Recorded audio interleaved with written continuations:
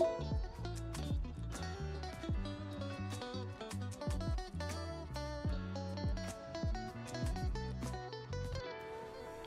Siri, set my morning scene.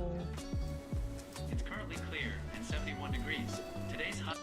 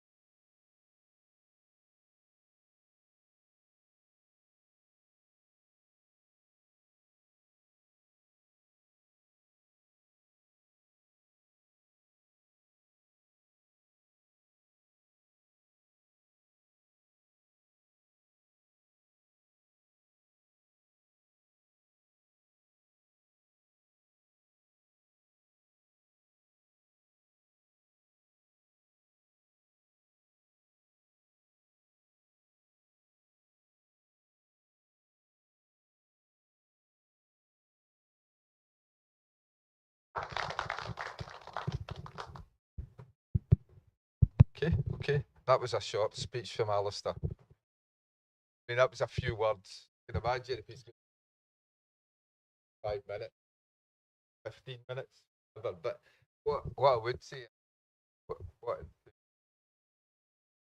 absolute enthusiasm, and he's behind a lot of this, and this is gas. That's what today his idea. So, his leg.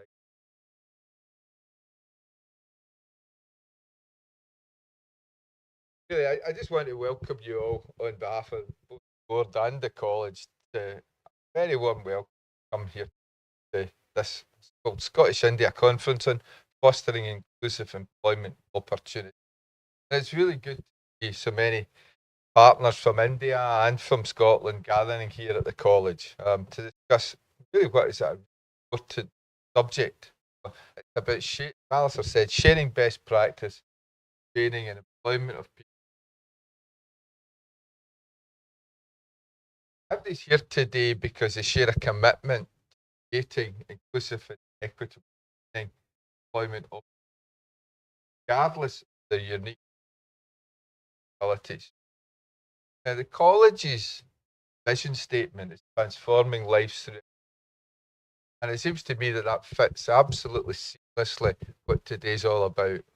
It's about transforming lives. That's what the college. That's why this partnership. Obviously, we've got the pleasure of welcoming Muskaan travel from India to be part of this event. And led by Alistair, the college has an excellent relationship with our Indian partners. There before we come in there, and many times she developing this partnership. COVID has obviously had a negative effect on that a little bit, but hopefully we'll recover from that. And you know, we've got led by Alistair. Lemontree and Muskaan, I'm told, and I'm not an expert in these matters, are global leaders in inclusive employment.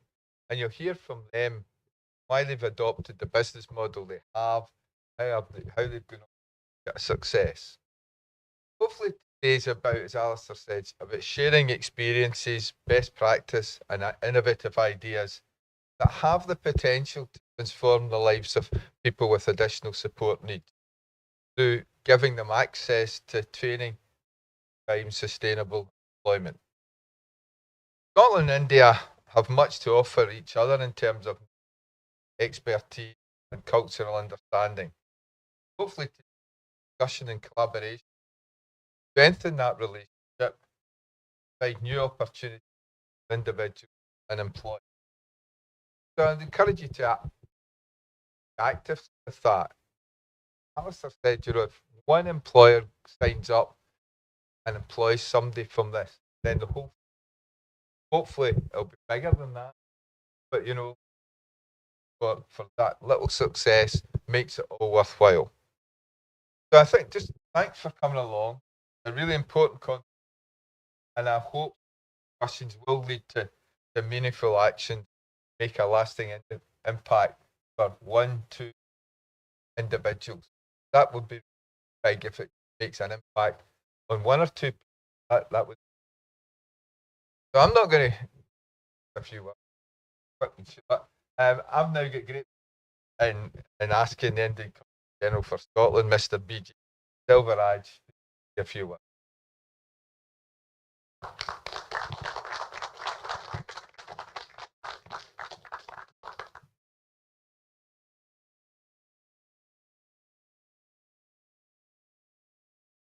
Good morning, everyone. Those from the college, those from industry, and my fellow countrymen from India who are here, the Lemontree Hotel, Muskaan, the Tamil Nadu Skill Development Corporation. It's a great honor to be here to speak to you and to actually come and see India-Scotland collaboration working. India has made rapid economic progress. The speed at which things are changing is startling even for someone like me who travels once every 6 months. And there's some change on the way from the airport home that has happened and speaks a lot about rapid economic growth. But in that process, we shouldn't lose touch of those who need extra support. And I'm really glad that Lemontree has this wonderful program of employing people with additional needs. And I'm glad that there's so many participants here in Scotland who want to see that and probably uh, take a cue from that, or and also to share the experience here in Scotland of employing people with additional needs in their premises, in their facilities. Uh, there is no escaping Alistair McKee's enthusiasm as, as someone who's been here for the last 2.5 years.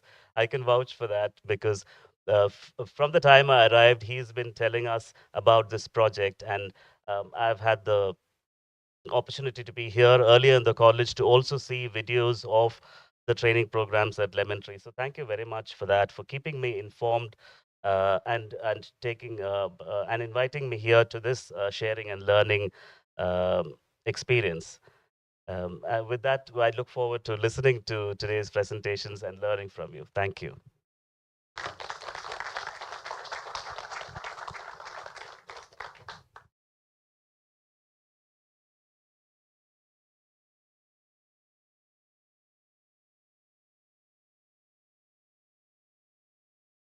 I'll just shout into this instead. In all the excitement, I forgot to say there's no fire alarms.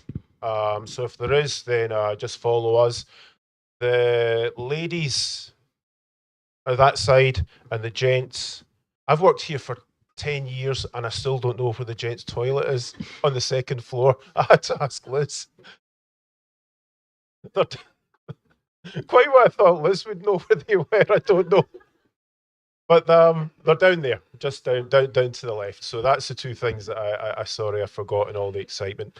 So I'm now going to hand over to not just colleagues, friends. Now these are close friends of us here in Scotland. They're close friends of my family.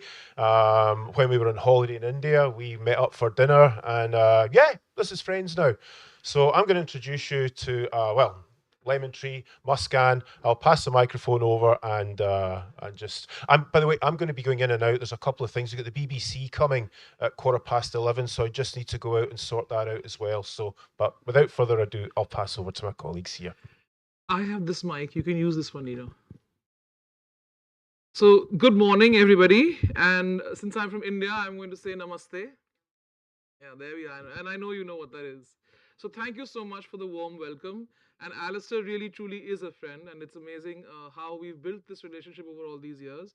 Neera and I are very happy to be here. So my long name is Aradhana Lal, which will appear on the screen at some point. But my nickname is Al, so you can call me Al. It's easy. And that's Neera from Muskaan. I'm with Lemontree Hotels. I'm heading sustainability and ESG for the company. And within that comes all our diversity work, which is our inclusion work. In India, what you refer to as people with additional support needs here, we refer to it in India as people with disability. That's the technical word we use. So we may be interchanging these words. We may say employee with disability, we may say person with disability, or we may say support needs. We'll say it either which way. So that's my role. Neera, why don't you tell your role and then we'll start. Yeah. Namaste again. So happy to be here with all of you. And I represent an organization called Muskaan Parents Association for Empowerment of Persons with Intellectual Disability. We are a 40 years old organization, and we have been working in the field of skilling and employment for last 31 years when nobody was, even thinking about it. So that's when Muskaan started training and, providing employment services, and we created various employment models. So we are here to share our best practices with you, and Lemontree being our biggest employment partner, we are the training partner for them. So together we are going to share our best practices with you today. Thank you. Super. Okay, so we're ready now for the presentation. I'm sharing with you a video first up. It's not a Lemontree video, it's not a Muskaan video, it happens to be an Apple video. And the reason I want you to see it is, it's just a very interestingly told story. So let's look at it. Hey Siri, set my morning scene. It's currently clear and 71 degrees. Today's high will be 80 degrees. Open weather. Swipe left. I am the greatest. I said that even before I knew I was. I am the greatest. I said that even before I knew I was. Describe images. Flow like a butterfly, sing like a bee. His hands can't hit A painting. what his eyes can't see. A red jacket. Now you see me, now you don't. Sonny think he will, but I know he won't. Last week I blurred a rock into the stone. I spillized a brick. I'm so mean I make medicine sick. I have wrestled with the alligator. Tussled with the whale. Turn right. Tap take picture. Tap take picture.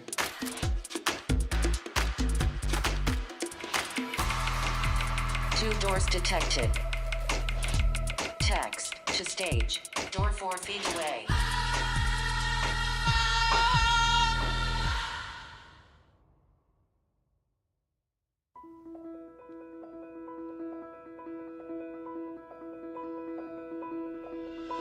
I'm young, I'm handsome, I'm fast, I'm pretty.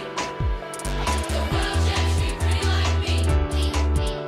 The world checks me pretty like me.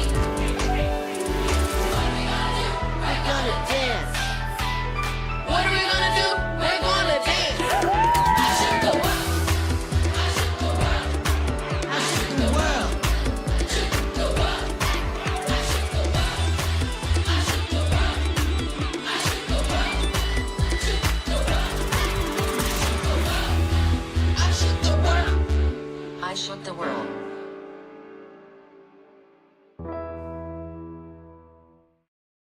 I've seen this video maybe 24 times, and every time my hair stands on end. It's just incredible. And I know in Glasgow, I don't need to make this point, but in India, this point is very relevant. That if you look at all the people in this song, some of them were the artists who were performing, some of them were just regular folks. If you look at the fact that they're living their life every day, given the support needs they have, it's really essential for us as an employer to understand that if we create the right environment, of course, this brand is talking about technology, naturally it's Apple. But if we can provide the right environment, the right support, the right technology, if need be, we can hire people with disability. They can just be part of the organization without any hitch at all, the way in which it was happening in this. I just want to mention one, can we go back to the text slide before the video? To look at that. Just before this, yeah. So the song is called I Am the Greatest. It's been done by Marlia Choir. They are an Aboriginal choir. There are artists in this, Cora Boy, who's got 4 types of physical disabilities. Matthew Whitaker was the blind singer, the pianist. And they're all artists in their own right. So it's just something to acknowledge that it's incredible that this is how they are able to perform. I really like the fact that they all came from a specific background. We can go back to the text slide ahead. And there was one girl with Down syndrome. Down syndrome also, yeah. No, I meant the people who performed the song were those people. We can ask this question a lot. This mic is working, right? Yeah. We get asked this question a lot, that why do we go for inclusion? How come we hire people with additional support needs? So we actually have a business benefit or a business logic to it. I want to share that upfront, especially to those who are employers, either here in the room or if they're watching us online on YouTube. You can go, I'll go to the next slide. So we look at this from 2 lenses. One is the employee lens or an HR perspective, and the other is a brand lens or a consumer perspective. From the employee lens, we find that when Lemontree started this work, so our organization is about 20 years old. We started this work in 2007. That makes it 16 years old. Suddenly, we opened the doors to a bigger talent pool. Normally, in hotels, you are going to either a hotel school or an aviation school, and you are hiring a fresh graduate from there. When we opened the doors to disability, we suddenly realized that there were so many candidates who were educated or maybe not even completed education, who were willing to come forward, get skilled and work, but no one was giving them a chance. Whether it was a deaf person, a person with a physical need, someone who's autistic or Down syndrome, it didn't matter which disability type, but it just wouldn't occur. So by opening the doors, suddenly we had a bigger talent pool available to us, and it made us different from other hotel companies in India. And I have a suspicion that today in Scotland, that is also an important aspect to find enough talent for organizations like hotels, retail brands, etc. And especially after the recent changes in your country and the whole Brexit issue, you will need more people. So it's the right time really for you to open the doors. Creativity. We saw that through that Apple song actually, that anybody can do anything if they have that skill. So imagine a person who's autistic or a person who cannot hear or speak. They are negotiating life every day given that they have that special need, and they are able to live their lives just like you and me. So therefore, there is something that they develop, some other sense, some other idea gets developed in them much further than any of us. So the creativity level goes up. From an HR lens, and I'm talking to the employers specifically right now, from an HR lens, employee engagement is something we are all very worried about. So we are a hotel company, we are a fully commercial company, we are hiring people every day, people keep exiting regularly, as you know. So how do we keep them engaged? We have found that other than making sure they have a good career growth with us and good remuneration, when they see how inclusive the organization is, they feel very proud. There's a sense of satisfaction that you cannot replace with money. It's not possible. How do we know this? We've been participating in the Great Place to Work survey for a number of years now, more than 10 years. And they do a qualitative survey with our managers. They ask people who work with us for, say, 3 years, 5 years, 7 years, that why do you keep working with this company? In that survey, they have answered that we feel very proud and very satisfied. So we have evidence actually. We're not guessing. It's actually there in those surveys. Attrition. Here's an interesting number. The attrition in the hotel sector in India is typically between 50 to 60%, and it is the same for Lemontree hotels. I don't know how high it is here in Scotland. The attrition we see for our employees with disability or our employees with additional support needs is about half, somewhere around 25 to 30%. Now, this is evidence again that if you bring these team members in, if you train them well, if they learn the job well, and they continue to stay with you longer, your entire HR cost, your cost of training, everything gets aligned. And the goal is that they are going to perform the service and provide the service just like any other person. It's not that we are going to say, okay, now a person with Down syndrome is serving you, he'll take double the time. Or someone who's autistic is making your bed, he will leave it half dirty. No. The bed has to be made in the same way, the cleaning has to be the same process, the table setup in the cafe has to be exactly the same. That's the challenge for organizations like us to partner each other and provide the right kind of training. Brand benefits. Look at it from a consumer lens. If a guest comes in who's never tried us, hears about our inclusion work and says, let me just try them out. That means we've got that competitive advantage versus another hotel brand at that time. He likes us, he becomes loyal, he comes back again, he returns. Some of them even wish to talk about us. So they tell their friends and family, they tell their colleagues, they go on to TripAdvisor or Booking.com and they put specific feedback that I stayed at a Lemontree in this place, everything was very good, and they talk about many things. And they specify that a person with Down syndrome served me, or a person who was deaf served me, and they were so well trained, and so on and so forth. So they become our brand ambassadors. So this is another very powerful thing. How your customers will engage with your brand is going to change. And that really makes a lot of sense to all of us who are trying to build customers. From a nation building lens, of course, we're representing a slice of society. And I think in Glasgow, you all understand that very well. I don't need to say. You're giving an opportunity to those who don't get opportunity, and you're helping them live with dignity, independence, and self-reliance. In fact, Neera, you want to add a point here about another benefit. Please tell us. Yeah, I just want to elaborate on the last point, that how it provides dignity, independence, and self-reliance to them. Especially people with intellectual disability, Down syndrome, and autism live a very marginalized life because they are not given the right kind of opportunities, right kind of training. But once they get that kind of inclusive environment where people are accepting them, where they are being provided the opportunity to be with everybody at the same level, it transforms their personality like anything. Yeah. They grow more confident. Many skills develop on the ground at that time, because the demand is there. Generally, they are in protected environments, either at home or in some special environment where they are protected. But when they are, put into a demanding environment, they also grow better. So, and finally, the financial inclusion that raises their status in the family itself as well as the society, and that gives a big boost to their whole self-esteem. Thanks for that point. I have a lovely story. When we started this work 17 or 16 years ago, within about a year, a lady dressed very nicely in a sari, wearing pearls, all of that, arrived at our office with a large bouquet of flowers, our main corporate office, asking to meet our chairman and managing director. His name is Patu. So she didn't have an appointment. She entered. Patu by chance was not too busy at that time. So they allowed her, she came in, and as soon as she entered his office, she started crying. And poor Patu is a very pragmatic person. He didn't know what to do. So he said, but madam, has one of my team members said something to you? He wasn't sure what had happened.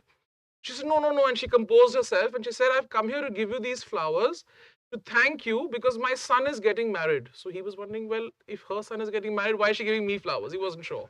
So she says he works in your Lemontree in so-and-so location, and he's a deaf boy. Until now, he had no social status. The moment they saw that he had a full-time job and he'd worked with you for 1 year, the whole situation changed. And there is a girl who's ready to marry him, and he's getting married in a month, and I just don't know how to thank you. That really shook up our chairman. He was like, oh my God, exactly what she just said. That financial stability meant that his social standing changed. And imagine his whole life ahead of that changed. And his mother at no point thought he was going to get married. And when this whole thing happened, it was so incredible. So the quality of life, that's a really important idea. Thank you for that input. Just to tell you what is our story on this. We started, before 2007, we hadn't done this work. Started in 2007. Today we have 350 employees with disability, as we refer to them in India, and another 600 who are from economically and socially marginalized backgrounds. I'll tell you in a moment what are these segments exactly. So about 13 to 14%, we have given this name opportunity deprived Indians, but for the sake of this discussion, we can replace the word with individuals, opportunity deprived individuals. And our target for FY26, we are in FY24 right now. In 2 years, we need to get to 30%. Our growth was a little slow because COVID for 3 years meant that we were not recruiting in general. People with disability or without, it didn't matter. We were not recruiting. So this target is a little steep, but it'll come. Now here, the different types of support needs that we focus on currently at Lemontree include speech and hearing impaired, or as they are very proud to be called, deaf. Then we've done work with orthopedic or physical handicap. You may refer to it as locomotor disability as well. Acid survivors. I think even in Scotland, this is an aspect that you all look at. I'm aware of it, and Alistair has told us many times. When you work with acid survivors, the challenges are multiple because their eyes have been impacted. Of course, their face has been impacted, and sometimes even the hearing is impacted. And it's a huge psychological impact. So the amount of rehabilitation that the organizations who work with such individuals have to do before they're ready for employment is a little high. The most interesting work and the focus of our discussion today is the intellectual and developmental disabilities, particularly Down syndrome, slow learner, and what is called IDD. Also autism, we've done a lot of work in that area, and that's also part of our thinking. We've done some amount of work with visually impaired and blind, and a little more with low vision. So blind is 100% blind, and low vision is you have some partial vision. I was talking about economically and socially marginalized, and I think in Glasgow this matters as well, in Scotland, and particularly this college. I'm aware that you are focusing on people from different kinds of difficult backgrounds. So the focus for us is orphans and abandoned girls. We have a project with some governments in different parts of India where we provide an apprenticeship for 18 months to people who are orphans, and they are at that time about 17 or 18 years old, so that when they come to the adulthood age and they leave the orphanage, they actually have a steady job. It really makes a difference. Otherwise, they're going to land up on the street, either as beggars or, we don't know. And very, very high levels of danger for them, actually. Widows and divorcees. In India, there is a huge social taboo around this. So people just get abandoned by their families when they become widows or divorcees. And it's really, I know it sounds silly, actually, but that's how it is. So if they have an economic need, then they really need a job, and then that's how we're able to support them. Transgender, this is some new work we've done. We started just before COVID, so we're rebuilding it right now. below poverty line. This is a concept in India. It's below a certain earning level. And we also focus on school dropouts. I know I'm standing in a college and I know your focus is on education. I apologize. But in India, there is a huge number of people who are school dropouts. So how do we give them a job? Someone's got to train them. We also look at that segment. Come, Neera.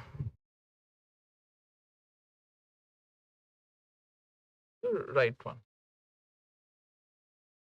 Thank you, Al. So, as I shared that Muskaan is an organization which was started by parents and professionals together way back 40 years ago. And, you know, the irony is, I am sure even in this country and globally, that most of the work in this sector is started by parents and then professionals join in. Despite that, not even, at least in India, I can talk about it, not even 5% of people with intellectual and developmental disabilities are getting the right kind of opportunities to get educated, to get trained, forget about the employment. So that's a very, very far-fetched idea.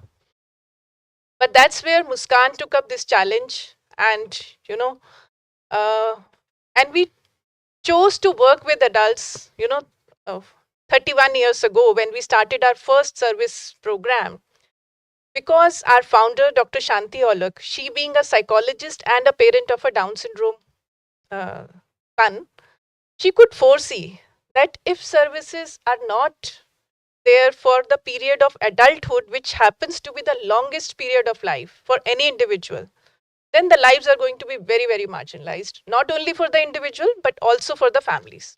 So with that idea, we started working with adults. When we started, we had nothing to follow because nobody was doing this work. So we created, by trial and error, lot of experimentation. We created the right kind of programs, right kind of curriculums, right kind of methodologies, training content to train adults with intellectual and developmental disabilities. And that includes life skills training as well as vocational skills training. And then we also created various employment models. So today we are primarily focusing on the inclusive employment, but Muskaan has also created other employment models because when we were working and our first batch got ready, our society was not ready to hire them. So we had to create some model where they could, because they were trained, so they could work and earn for themselves. And we wanted to showcase their capacities to the society that they can do this. And we call it a supported employment center, which is housed within our Muskaan campus, where they produce a range of 100 plus products, which are sold, marketed, and they are paid out of it. So that's a source of their earning, their regular work, and I have brought very few samples and showcased them here. So after this session, you can have a look at those. We also have few people who have started self-employment, but that's a very, very small percentage of people. So the most successful models are the supported employment within Muskaan and the inclusive employment outside. As I shared, Lemontree being the biggest training partner, but we also have 12 more employment partners within our capital city and NCR region who are hiring people with intellectual and developmental disabilities. We as an organization always started services around the need of the sector. It was not a dream, not an aspiration of any individual. It was need-based creation of various service models. So another service model which is a very important as well as required for people with these disabilities is the assisted living facilities. So Muskaan has also created a very successful model of assisted living facility, and now we are working at scaling up of the same model.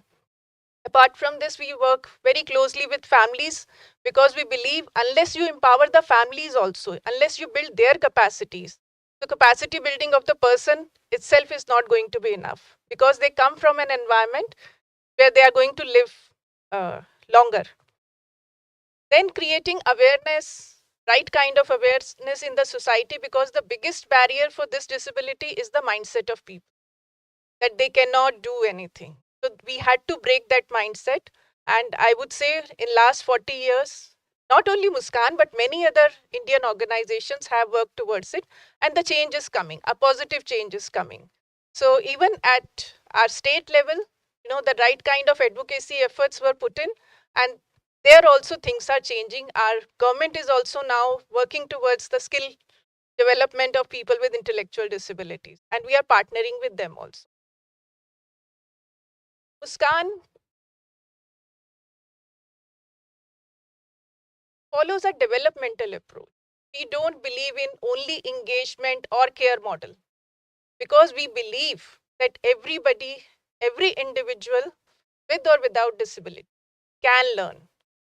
Every mind has the capacity to learn. So they can learn and they can grow as individuals.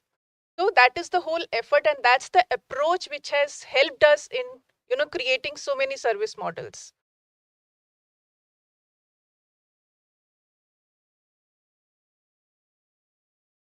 Another approach that we believe in is not disability, because we believe that disability is a social construct.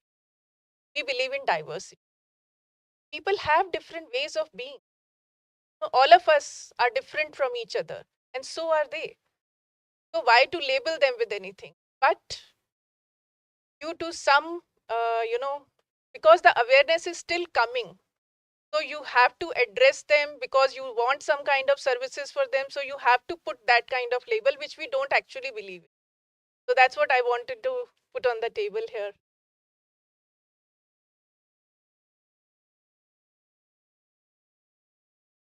Then, before they are placed into employment, what kind of preparation they have to undergo, or what kind of preparation Muskaan model gives them. So I'll share a brief about that, because getting into a job does not only require the domain skills or the job related tasks to be learned. It's much more than that. So a lot of preparation has to go before, even training them for a job related occupation. So the first thing that we work on is the life skills, which is the foundation of everything for any individual to function with maximum independence into any environment. Not only work environment, but any environment. These life skills are very, very important, which include the person should be able to manage oneself. The person should be able to communicate his or her needs to others, one's emotions, and also learn to identify and manage the emotions in a social situation. Because that's the major challenge comes because they are not trained and they are not provided the right kind of opportunities to practice these social and emotional skills. So sustaining in a job becomes difficult because of if there is a lack in these skills. So that is what Muskaan identified, and we have been working very in a very focused manner in developing socio-emotional maturity for our young friends. Then cognitive skills. This is the foundation of any learning that, you need to have and pay attention to whatever you are learning or whatever you are doing. You need to observe your environments and operate accordingly. You need to make simple reasoning, simple judgments, simple decisions to function with maximum independence in an environment. But they have to be trained for that, because cognitive difficulties are the major difficulties for people with intellectual development disability. So we have created lot of activities, games, and now we are also using technology to enhance cognitive development for them. Then different kinds of job require different kind of physical strength, stamina, endurance.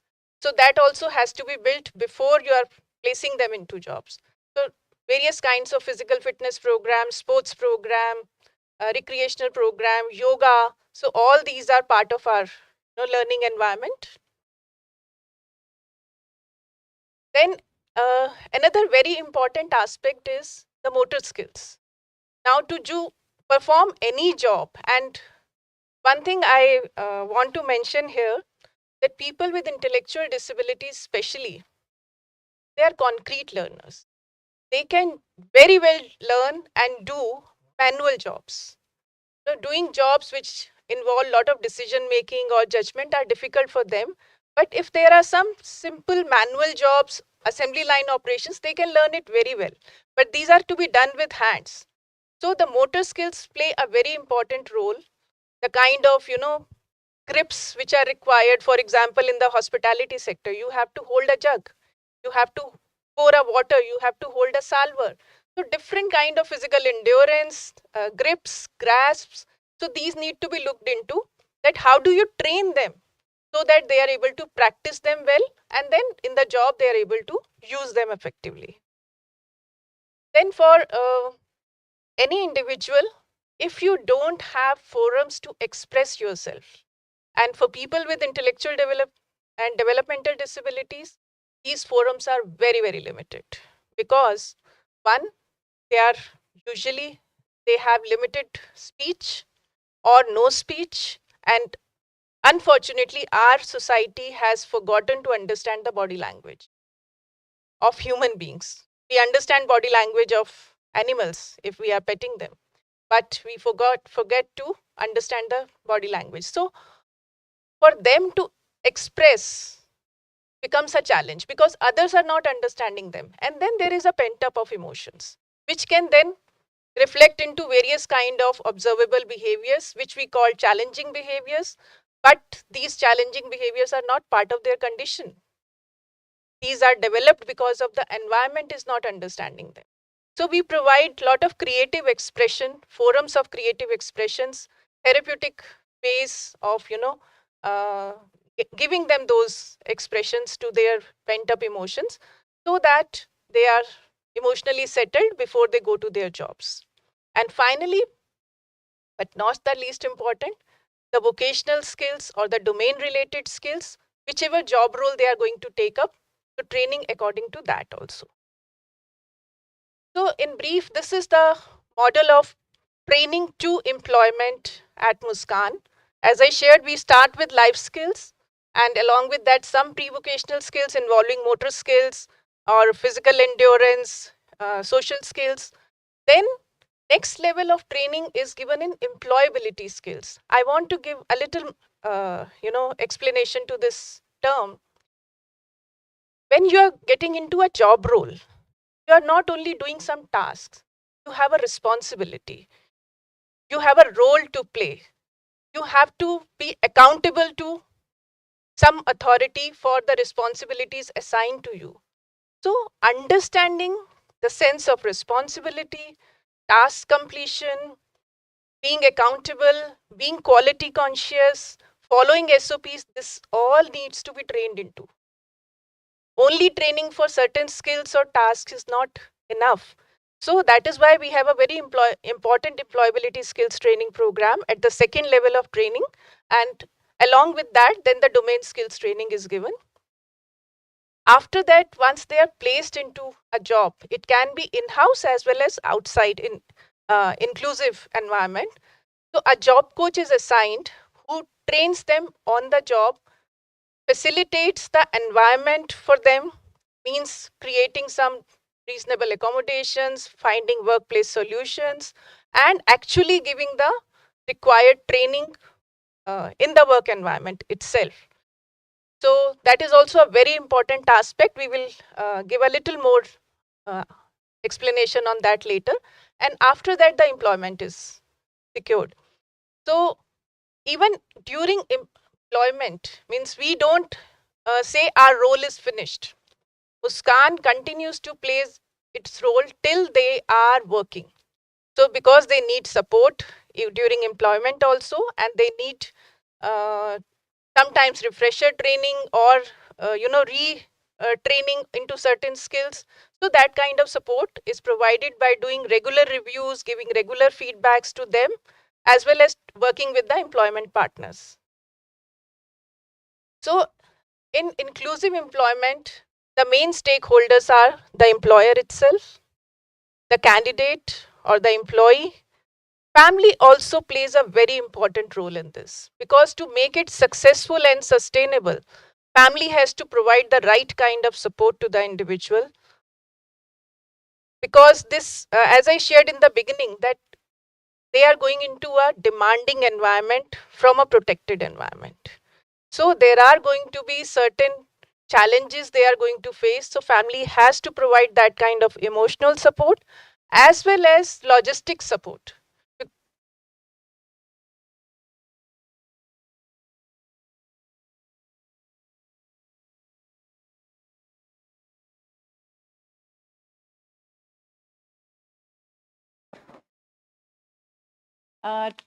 Training partner agency like Muskaan, which appoints a job coach with them. So their role I have already shared with you.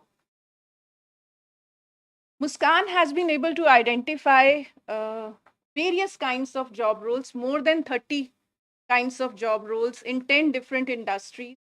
And this is not only identified, we are actually giving training for all these job roles, and our students are working in such roles. Some outside Muskaan and a lot of them inside Muskaan. So, for example, food industry is a very good industry which provides a lot of scope to them.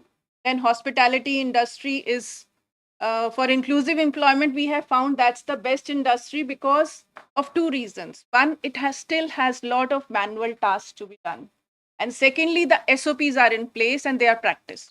And that is something very, very important for people with intellectual and developmental disabilities, because once you train them into SOPs, they follow it with perfection. So then they don't find shortcuts, and that's very important for this industry. So similarly, there are many more industries.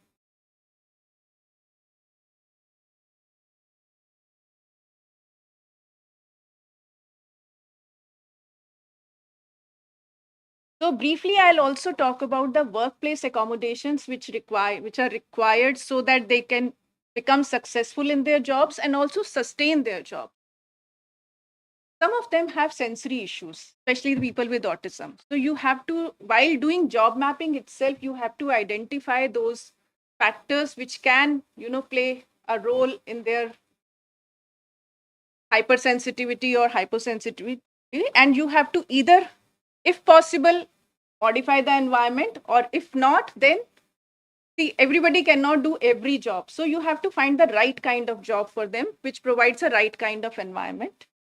Then sometimes you have to make flexible time schedules or flexible, work schedules for them, or shifts. Like, for example, hospitality industry has 3 main shifts, but we have got exemption for our students from all partners, starting with Lemontree partner hotels, for the night shift. So that was a very, very important, because if they are working in the night and then, after some time their duties change, so their body clock cannot adjust so fast, and then they can fall sick, and, the sustenance can be a problem. So that's why we got that exemption. Then working closely with the colleagues, the workers who are going to give them instruction, how to instruct them, what kind of clarity is required, what kind of structured communication is required. So that kind of training and sensitization is also very important part that a training partner plays. Then, if required, providing certain kinds of assistive technologies and tools. And moving forward, we'll be sharing one tool with you very soon. And then, of course, establishing the mentoring program and support networks, mentoring by the training partner, and support networks within the work environment. So these are very, very important aspects. So briefly, Muskaan has been able to train 5,000 young people with intellectual and developmental disabilities in 30 plus job roles. And we have some job roles which have been now certified by the Skill Council and the Skill Development Ministry of India, and many more are in the process. We have provided employment opportunities to more than 500 people with intellectual and developmental disabilities. Presently, 55 of them are working in inclusive environment, and more than 100 are working in the supported work center of Muskaan. And they are making many products, as I said, Later on, you can have a look at the display here. Thank you.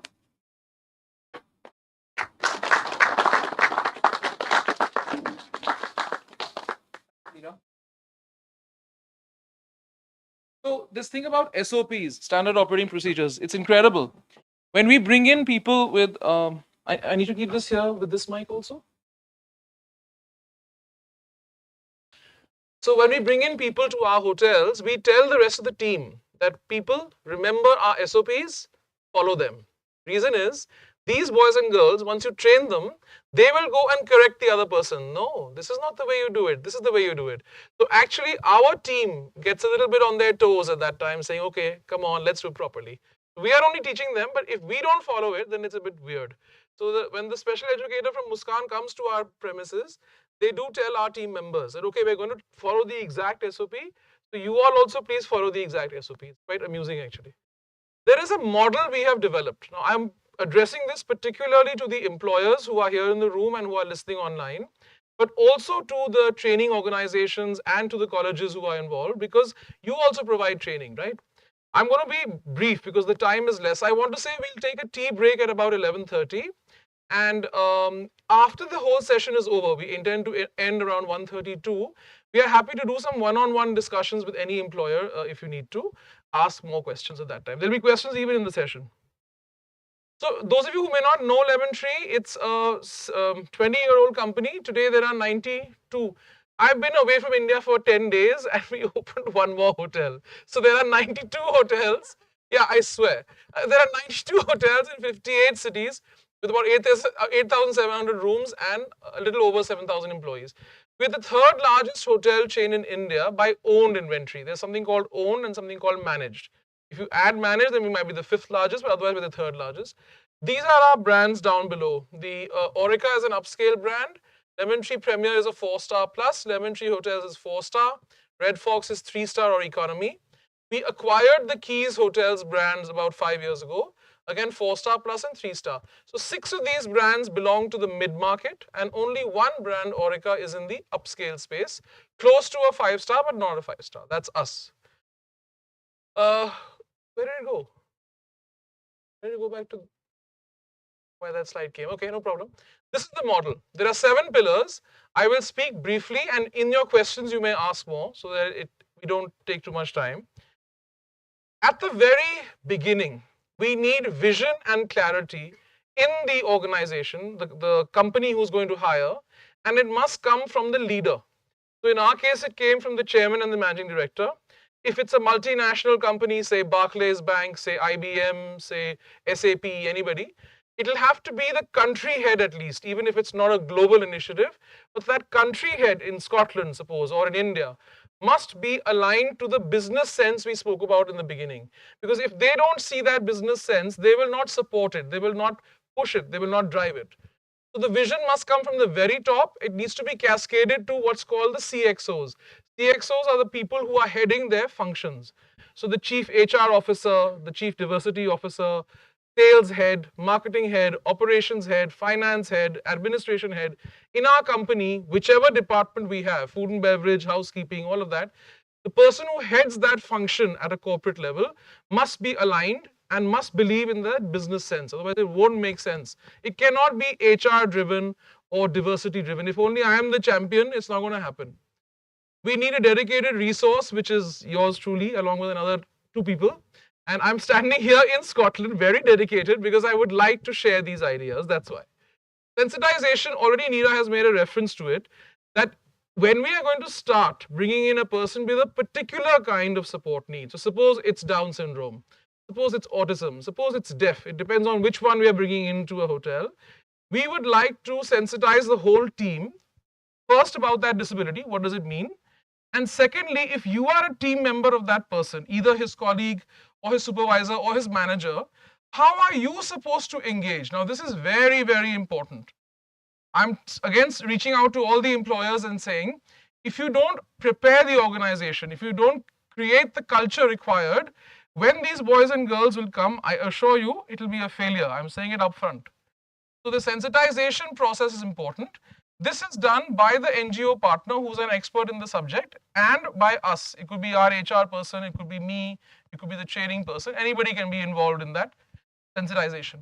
I want to tell you regarding deaf, the highest number of our employees in that 13% I was talking about are deaf employees. So do you know that in Lemontree hotels, all of us know English, all of us know Hindi, and all of us know Indian Sign Language. It's incredible. We teach everybody. And you have to pass with the 80% mark, otherwise you're not considered. You'll have to do it again.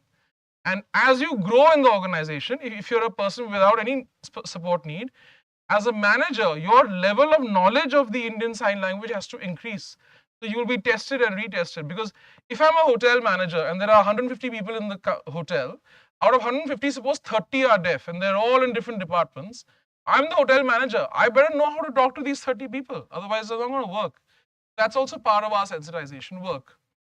Job mapping. This is probably the most crucial. What it means in very simple words is, we will look at every role in the hotel company like ours, or if it's a retail company, or if it's an automobile company, it doesn't matter, or a bank.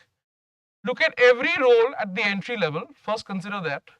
See all the tasks of that role. So let's talk about a person in food and beverage in the cafe. That person has to welcome the guests, make them sit down, provide the menu, come back after some time, take the order, pour water. When the food is ready, bring the food. When the food is finished, clear the table.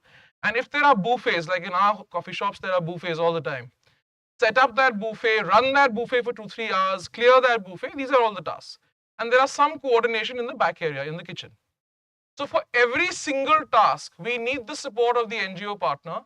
Come and observe, understand what are the physicalities of this task, what are the decision-making requirements of this task, and so on. And then tell us that, okay, for the coffee shop role, you can bring in a person with Down syndrome. They will be able to do these 25, whereas these 3 tasks will be difficult. So we'll keep them aside. This is the approach that we use. Similarly for autism, similarly for deaf, for all the 10 different departments we have. So it's a little bit of a repetitive thing, but it has to be done. Nia, you want to add to this example about job mapping?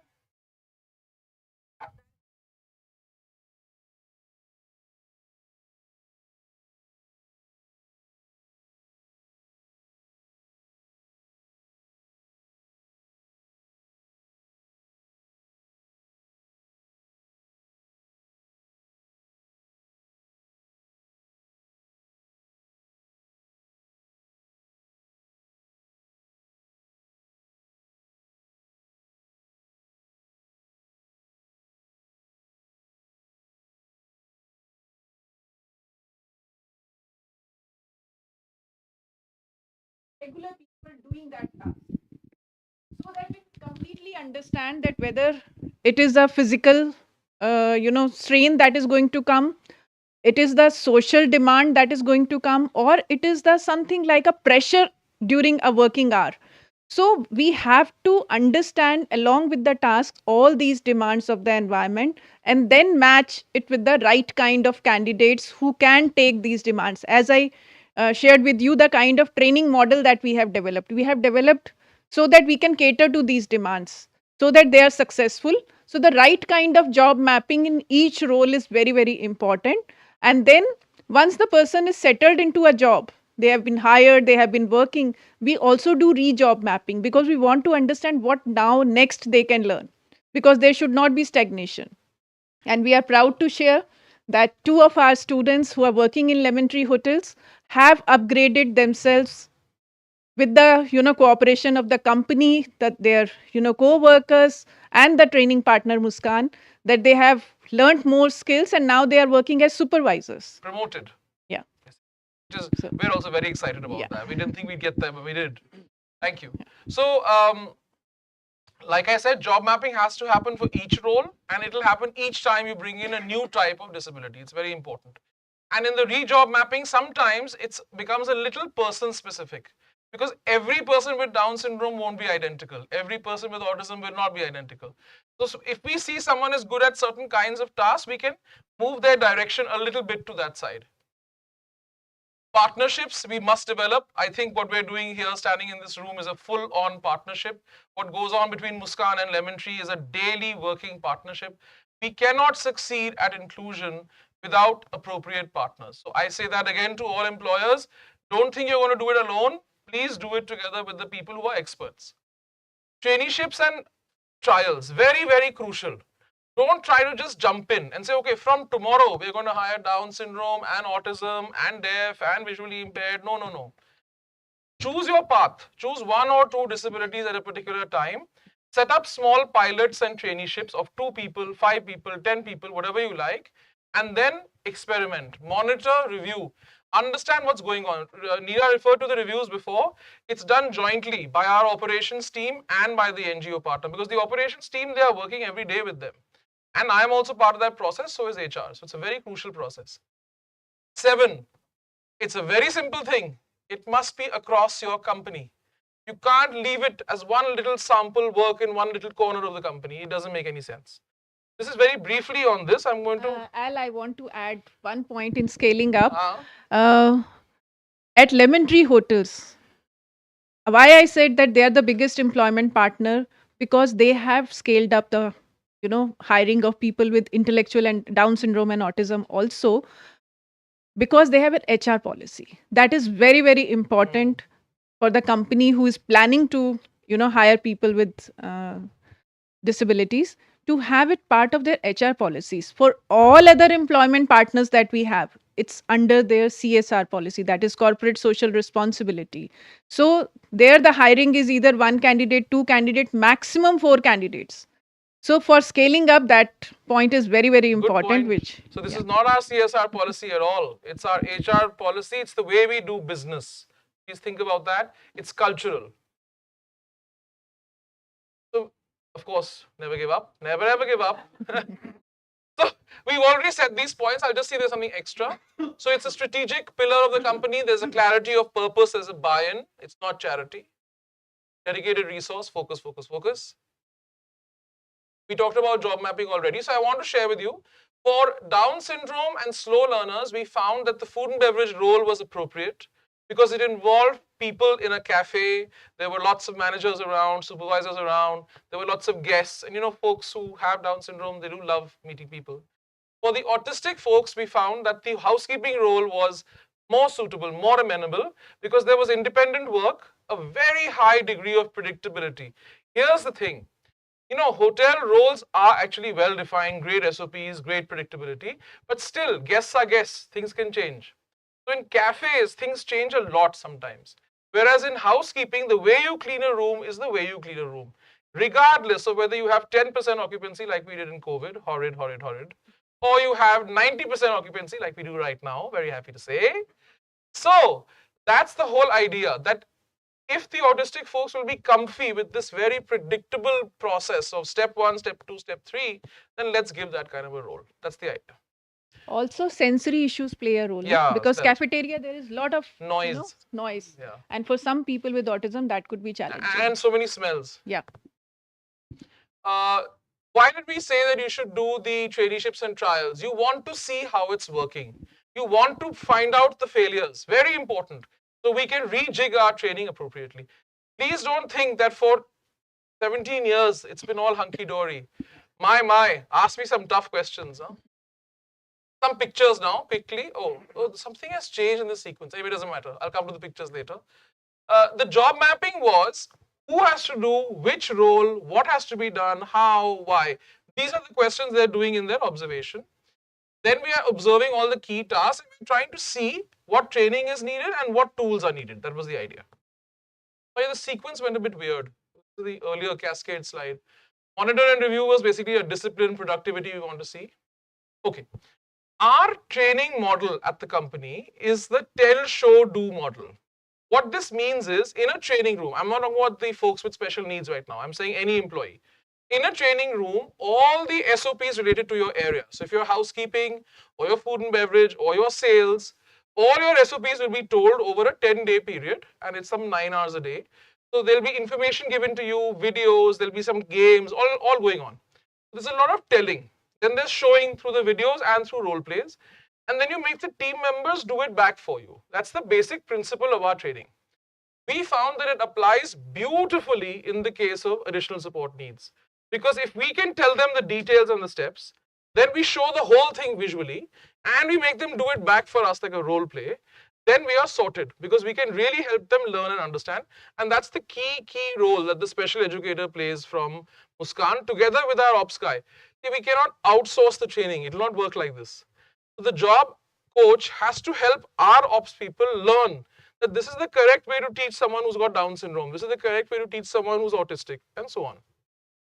And of course, you have to practice and review. There are 2 videos here which we'll go into. Good afternoon. This is a job coach. How are you? And those are our Okay, 2 trainees so with intellectual today our challenges. Training topic is how to set a table. Teaching So about the I know table. you guys are learn very quickly and doing very good job. So for set a table, we need some required equipments, okay, which we place to table. Okay.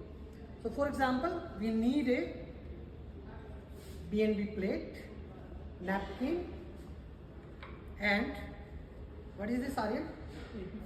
Okay, Ishna, AP spoon, and this one. AP knife, Okay, so these 3 things are required. Okay, then we need cruet set. Very good. Then table scan card, very good, and most important, glass, water glass. And without table mat, we can't set our table. Okay. So the most important point when we learn and when we do the table setup, we always stand behind the chair. The reason behind it, when we put the mat on table, so it's give us an idea, the corner of mat, okay, it's lying on the chair handles, like, okay. The visual cues. And make sure the table corner always touch on the mat line always touch on the table. is in line with the table. Yes, great. Then we take first spoon, okay, then The fork, or knife. Knife, very good. And then fork. How we can check whether we place all 3 items properly or not? So the funda is always this finger, 1 mark, okay, 1 inch mark. You check, okay. So an this easy one, aid to check. Then this one and this, and little bit closer. But that's Then a you very pick the hotelier glass thing to do actually. And always glass hold like that with your 2 finger and thumb, right? And put on the edge of knife. Clear? And always we put the glass on guest right hand side. Then we take the BNB plate. Another important area, key task or key things you should keep in your mind.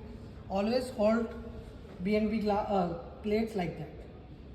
Okay, your thumb should be on the side way rather than like that. Okay, clear? Then half plate on table and half plate on mat. Then again you check with your finger. Okay, clear? Yes, sir. Then take the napkin and napkin. Towards the customer. Yes, excellent, Ishna. Then take the fruit set and from the middle of the table. And last one is Scan card. scan card. Done? Yes, sir. So Now we can see the next video. She'll role play back. you know how to set a table? Yes, sir. So can you just show me? Sure, sir. Okay, please do it. So the tell and the show happened. Now the do is happening. Okay, that's great. Yeah. Our first batch was placed in Lemontree. So we were just understanding the processes involved. So I studied the manuals shared by Al, and it said that they have to, place the fork at 1 inch away from the table edge. The glass has to be filled, but it should be 1 inch below the glass surface level. So I and my team members, we were thinking that they cannot measure like this. How will they learn this? So that is when we observed the others doing it. Following all the SOPs. That's why I said ki it's very important to see how others are doing it. So that's that when we finger thing, realized. yeah. Yeah. You see, she's following it now properly, the fingers and everything, how she's holding it. She has, of course, learned and practiced before, but for the purpose of demonstration. Last one is great. Can you just give me a high five? Yeah. Excellent work, High Ishna. five. Very good. So the purpose of showing you those two videos was that you can take any task in any organization. It doesn't have to be a coffee shop. It could be an assembly line in an automobile company. It could be some data management in a bank. It could be some documents being aligned in a certain way. And just look at the steps involved and make sure you demonstrate it well and you make them do it back for you to confirm. Because if they make a mistake, it can be retaught. That's why our traineeships, we run internships for people with Down syndrome and autism. They are usually between 6 months to a year. Whereas when an employee without a challenge joins us, they go through training only in 10 days. And they're coming from a hoteliering background. That's why. So you have to look at the level of awareness and education and then decide. Right. So this is a tool that Muskaan has developed for us. It's called a Me book. She's carrying it here. In fact, you can take a look at it. So it is showing you the time, the task, and a photograph of the individual. Neera, you have two with you? Pass one down that way. We'll take it back and pass one down this way. So it's a very simple one-liner. The photograph is of that boy or girl. Send it back to us once it reaches the end. Doing a particular task, so table setup, wiping, and so on. Why do we have this? Because a person with Down syndrome does need a little assistance with memory. Sometimes, you're not quite sure what comes next. And can you imagine if 3 or 4 people were to go to the manager every 15-20 minutes and say, what shall I do? What shall I do? It's not feasible. That manager cannot handle that situation. This has been the most wonderful tool that Muskaan has helped us with. And you will notice it's a manual tool, like it's made differently for each person. I had asked Neera and team in the beginning, should we go to a design agency, get it nicely designed and set and all that? And I was like, no, they're not going to identify with it. It has to be personalized. That's why it's like this. When you see the book in your hand, you'll realize. So for autism, we have a ways of working document, rules document, just things that simplify the way we work. We can talk a little bit more about it. I want to conserve the time. So slides have moved around. Neera already mentioned workplace adjustment. So for instance, we don't give a night shift to a person with an intellectual challenge or autism. But the folks who have a physical disability or who are deaf, they work night shifts very easily. We do, this tool is given like this one. For low vision folks, all our training content has to be accessible. That's the idea. Here are some pictures now. That's an asset survivor who works in the revenue management team and uses a computer and a phone. So she doesn't have to meet new guests all the time. She's usually on the phone and the laptop. Here's a person who's hard of hearing. I was telling you we're very flexible about education, but there are some roles where the education has to be of a certain level. If he's going to be in finance, he has to be a finance graduate, otherwise he cannot perform his role. And the fact that he's hard of hearing or deaf, that's okay with us. Again, some tools. The sequence got a little mixed up anyway, it doesn't matter. So this is a identity card actually. If you see this, it says, hi, I'm Deepak, I work at Citrus Cafe. I can't hear or speak, but if you write down your request, I'll be very happy to serve you. How do you tell a guest who's come for the first time that the person you're talking to can't hear you? So they wear this ID card kind of a thing around their neck and they also have it in their pocket. And they can quickly tell a guest who starts talking to them. So that the guest realizes, he writes it down and they're sorted. It works out quite nicely. Partnerships we already spoke of here. These are our Down syndrome colleagues. They were originally trainees at Muskaan, doing some juice stacking and some napkin folding. We talked about predictable tasks, step-by-step tasks. This is the kind of stuff this is. Sensitization we already spoke about. Scale up we spoke about.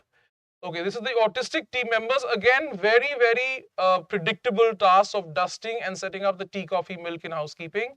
And very easy for them to do. Maybe somebody else gets bored doing it. But for these folks, the comfort lies in the predictability. People with physical handicap, the boy on the left side doesn't have an arm. The person on top is a wheelchair user. The person below there uses crutches. Each role is as per that. So there are front office roles and a housekeeping supervisor's role. These are our deaf colleagues. You'll see a lot of hands being used because that's the Indian Sign Language by other colleagues. Just some fun pictures. That's us. We're going to show you the Lemontree video now and the Muskaan video. And then we will get into questions. That's the end of the presentation. So I think the Lemontree video will come up first, the sound.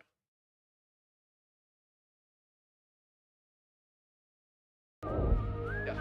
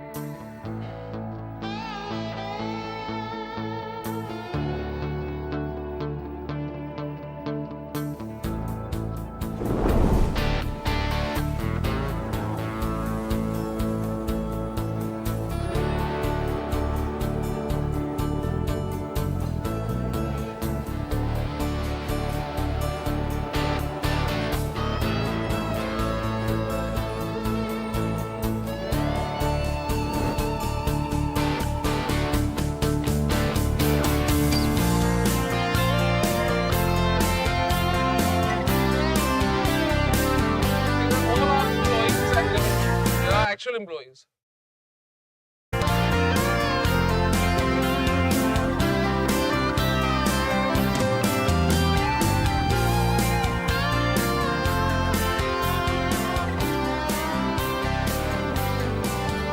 जब ये छोटा था तो मुझे पता नहीं था कि ऑटिज्म होता क्या है. जैसे जैसे ये बड़ा होता गया मेरी टेंशन बढ़ती गई. Person with autism has a difficulty in social and communication skills. If we see कि कितना अच्छे से वो डस्टिंग और सारा रूम बनाते हैं, बट वो रूम बनाने के पीछे जो चीज़ें होती हैं वो बहुत सी मेहनत की जाती है उनके साथ. जो भी एक टास्क है उसको SOP को भी बहुत छोटा छोटा ब्रेक करके और उसको सिखाना, एक मैनुअल, डिफरेंट मैनुअल बनाया जाता है जो कि नॉर्मल बच्चे नहीं कर पाते. ये इतना कॉन्फिडेंट हो गए कि मम्मा मैं हूँ आपके साथ, मैं करूँगा. आई थिंक सो कोई भी इतना परफेक्टली काम नहीं कर सकता जितना वो कर रहा है घर में. आज मैं गर्व फील करती हूँ कि ऐसा बच्चा मुझे मिला है.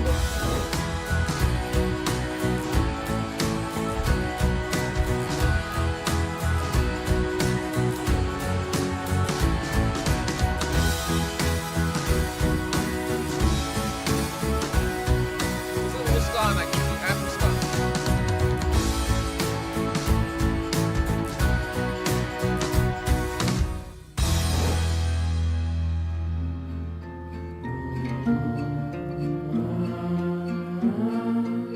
We have a dog in every hotel. We adopt a street dog, sometimes two.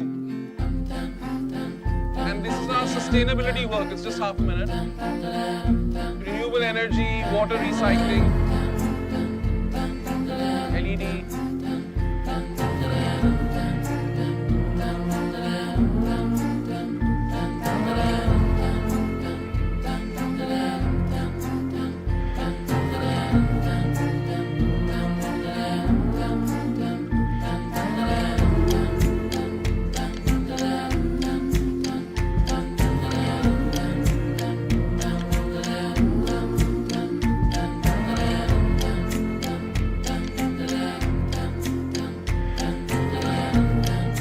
Indigenous art.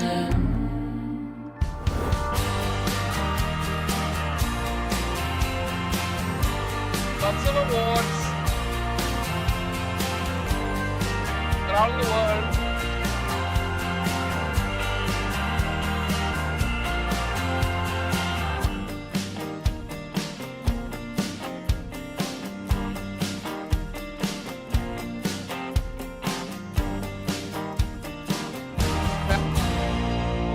Hotels.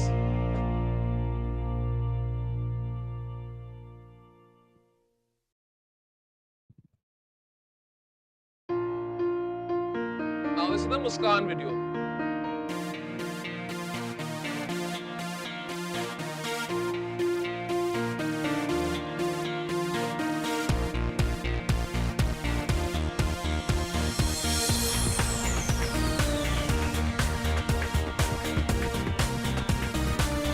मेरा नाम आरुषि कार्तिक है। मैं डाटा एंट्री में काम करती हूँ।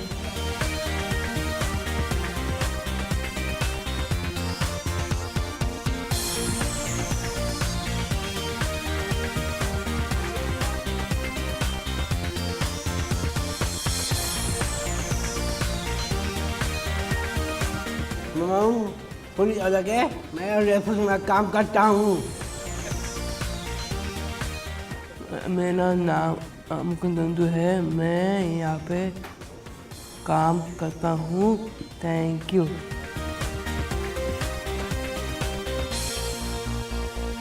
What does the employment or work opportunity does to us?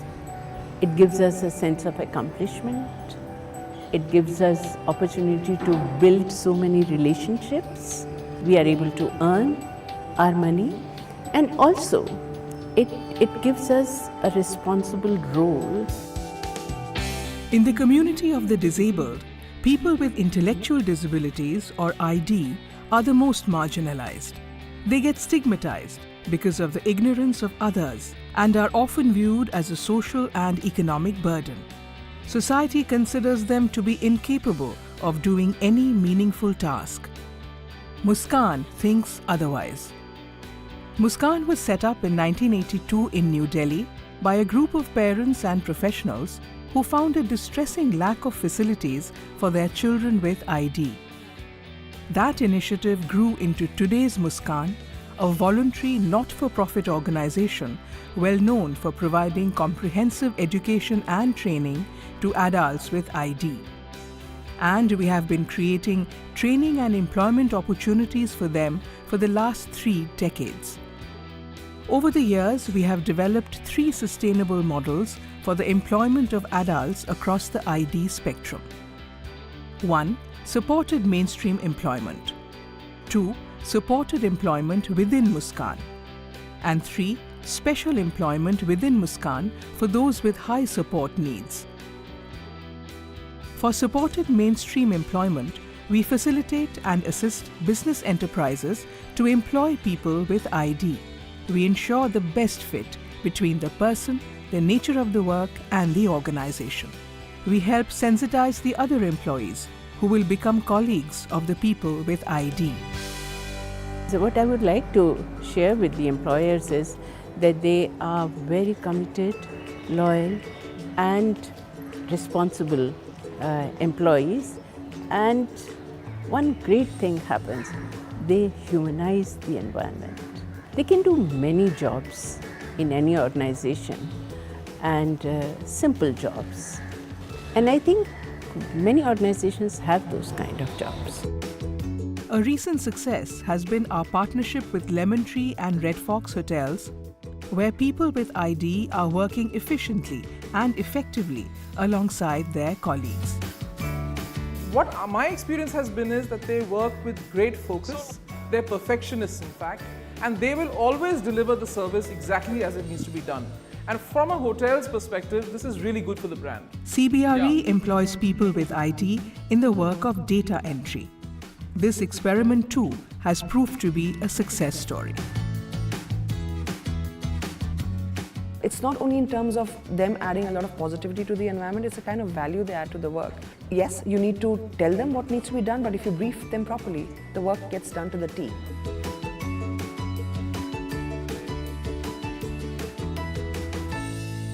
We now come to our second sustainable model, supported employment within Muskaan. In our busy, bustling work centers, you will find people with ID producing a vast array of products of the highest quality. Some products require fine hand-eye coordination. Some require working with machines using simple technologies, while some are akin to assembly line production. The work environment is designed to match their needs and abilities. The tasks are simplified, adapted, and structured so that each person is fully engaged, productive and comfortable. We have found that they are extremely conscious of targets, timelines, and quality standards. They thrive when given responsibilities. They work very well in teams, and their joy of creation is infectious. In our third sustainable model, people with high support needs find gainful engagement with work, though simpler in nature. Here too, we select and adapt the production process and carefully design the training program. These diligent workers are trained for tasks that are simple, yet beautiful products emerge from their hands. Products that are bought by large corporates, mainstream institutions and individuals purely for their quality and consistent standards.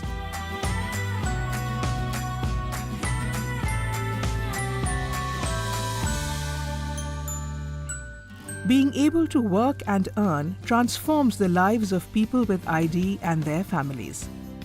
Their personalities blossom, they communicate better, their social skills improve, and most of all, they gain self-esteem, just like you and me.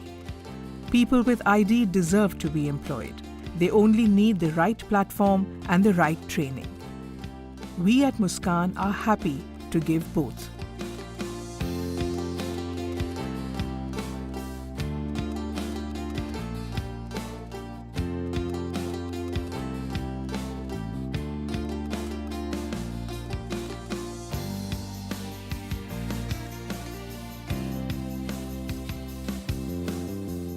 Muskaan, towards a life of dignity.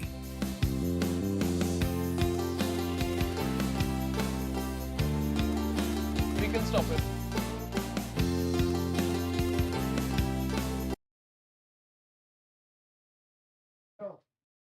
Thank you both.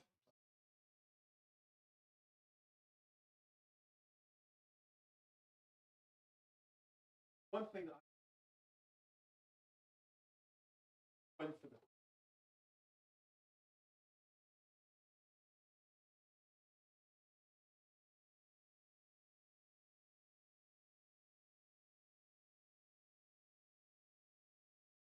after about 2 minutes, it's just a hotel that's giving great service. You just don't notice. And for me, that's the trick. So we're actually back in time. We're going to have tea and coffee, but for the next 5 or 10 minutes or so, we'll just have some questions and answers. Then we'll break for 20 minutes for tea, coffee, comfort break, and then we're going to hear from our colleagues this afternoon from Down Syndrome Scotland and Scottish Autism, who will talk about from a Scottish perspective. Fiona and I may need to go any minute now because the BBC, they don't want to speak to me, but they certainly do want to speak to Fiona. So we may have to go when we get the call that they've arrived. So any questions? Any at all? There we go at the back there. Oh, just use this. You can throw this around. So did I. My question is around, so I support individuals who are autistic and have or have a learning disability. And one of the probably the barriers that I find is around the interview process. So it's getting that foot in the door. So I was just wondering if you made any adaptations to that interview process. So when we talk about interviews, let's look at it from two different kinds of situations. One is where there are only physical needs. Someone who's deaf or has a physical handicap or visually impaired or asset survivor. And let's look at it separately for those who have an intellectual or an additional support need like autism. So in the case of the latter, we are not actually doing any interview. The reason is we're taking them through an internship. So we do a hi, hello kind of an interaction because we must meet the candidate. We must meet the candidate's parents. So the approach is a little different. So we ask for one parent or sibling, whoever is going to help guide that person, to be present as well as the candidate. And we call them as a group. Already Muskaan has met them, engaged with them, tutored them, done lots of stuff, trained them. But this is when they meet Lemontree for the first time. And then we just get to see that how much are they able to speak or how do they hold themselves and so on. There were 1 or 2 situations only where we found that their ability to speak was really, really constrained. Like they were trying to speak, but maybe the words didn't come out clear, something like that.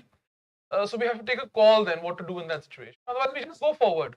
The purpose of the internship is that to understand their ability. It's a long interview is what I can say. In the case of the physical disabilities, our HR team and our operations team will interact with them directly. They follow the same interview process they follow for a person without disability, but they'll communicate as required. So if they're engaging with a deaf person, they'll have to use sign language. If they're engaging with a visually impaired person, there can be nothing that's written. Everything has to be verbal, and so on. So we don't really change it, because otherwise, how is it inclusion? Yeah. Right? Yeah. I just want to add to that, even before that interaction is organized between the employer and the candidate and the family, we take the prospective candidates to familiarize with the Yes. environment so that they are comfortable in that environment even for the first interaction. It's not an interview, it's an interaction, but before that also they need to feel comfortable in that environment. They should So have that come is to one. that building already. You know, it helps. It comforts them. What else? Anybody?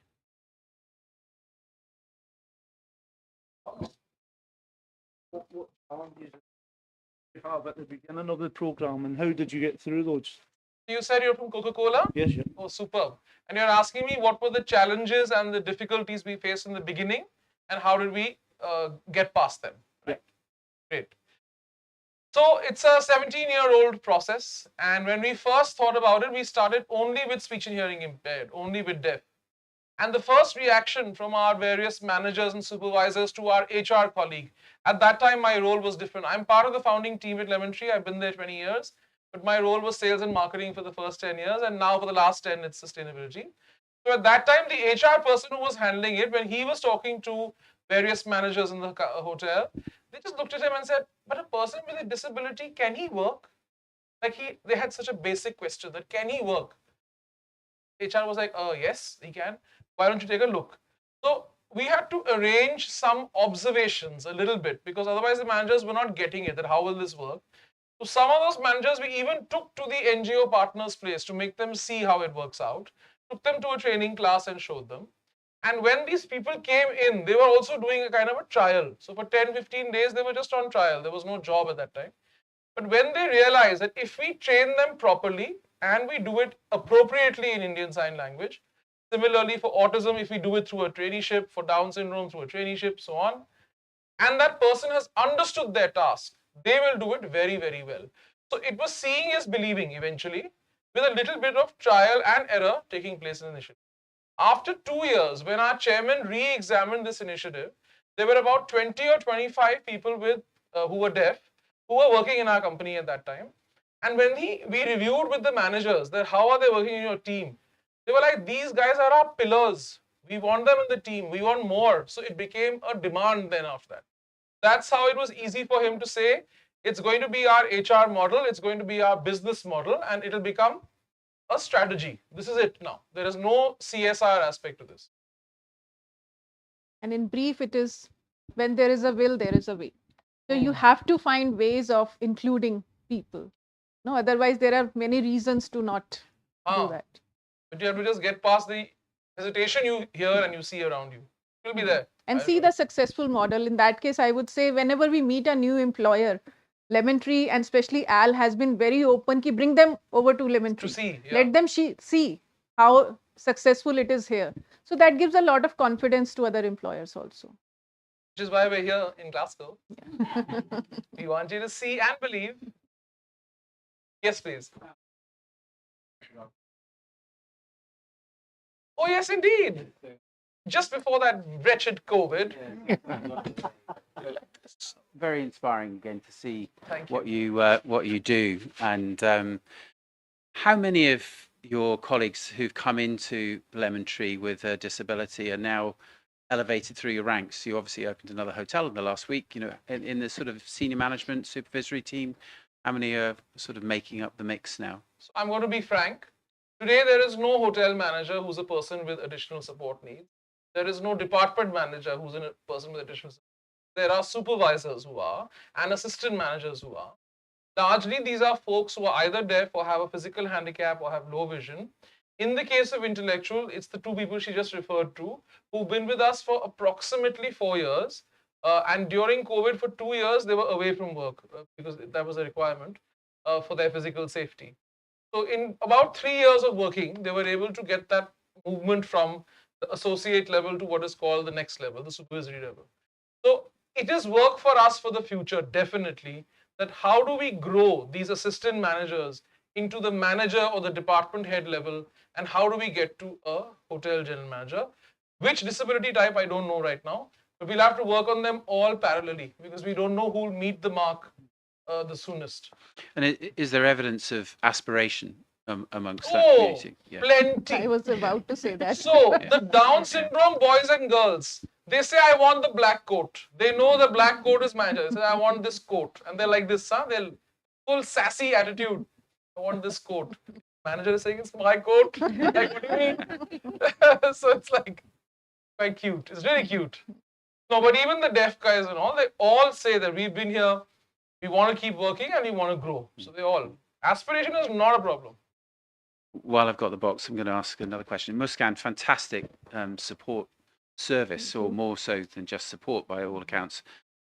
How many people do you have to turn away when they come to you to come into your campus and everything else? At what point do you make a decision saying you can come in, yes, you're ready, or do you have to obviously say no to people, I'm sure, and how do you reach that decision? Yeah, very important question. We don't say no to anyone. Reason being, as I said in the beginning, we believe everybody can learn. But yes, readiness has to be seen for a regular structured program. So the people have to be ready. So what we do is the person who is not ready to come for a regular training program, which means a full day training program, we start working with them on part-time basis.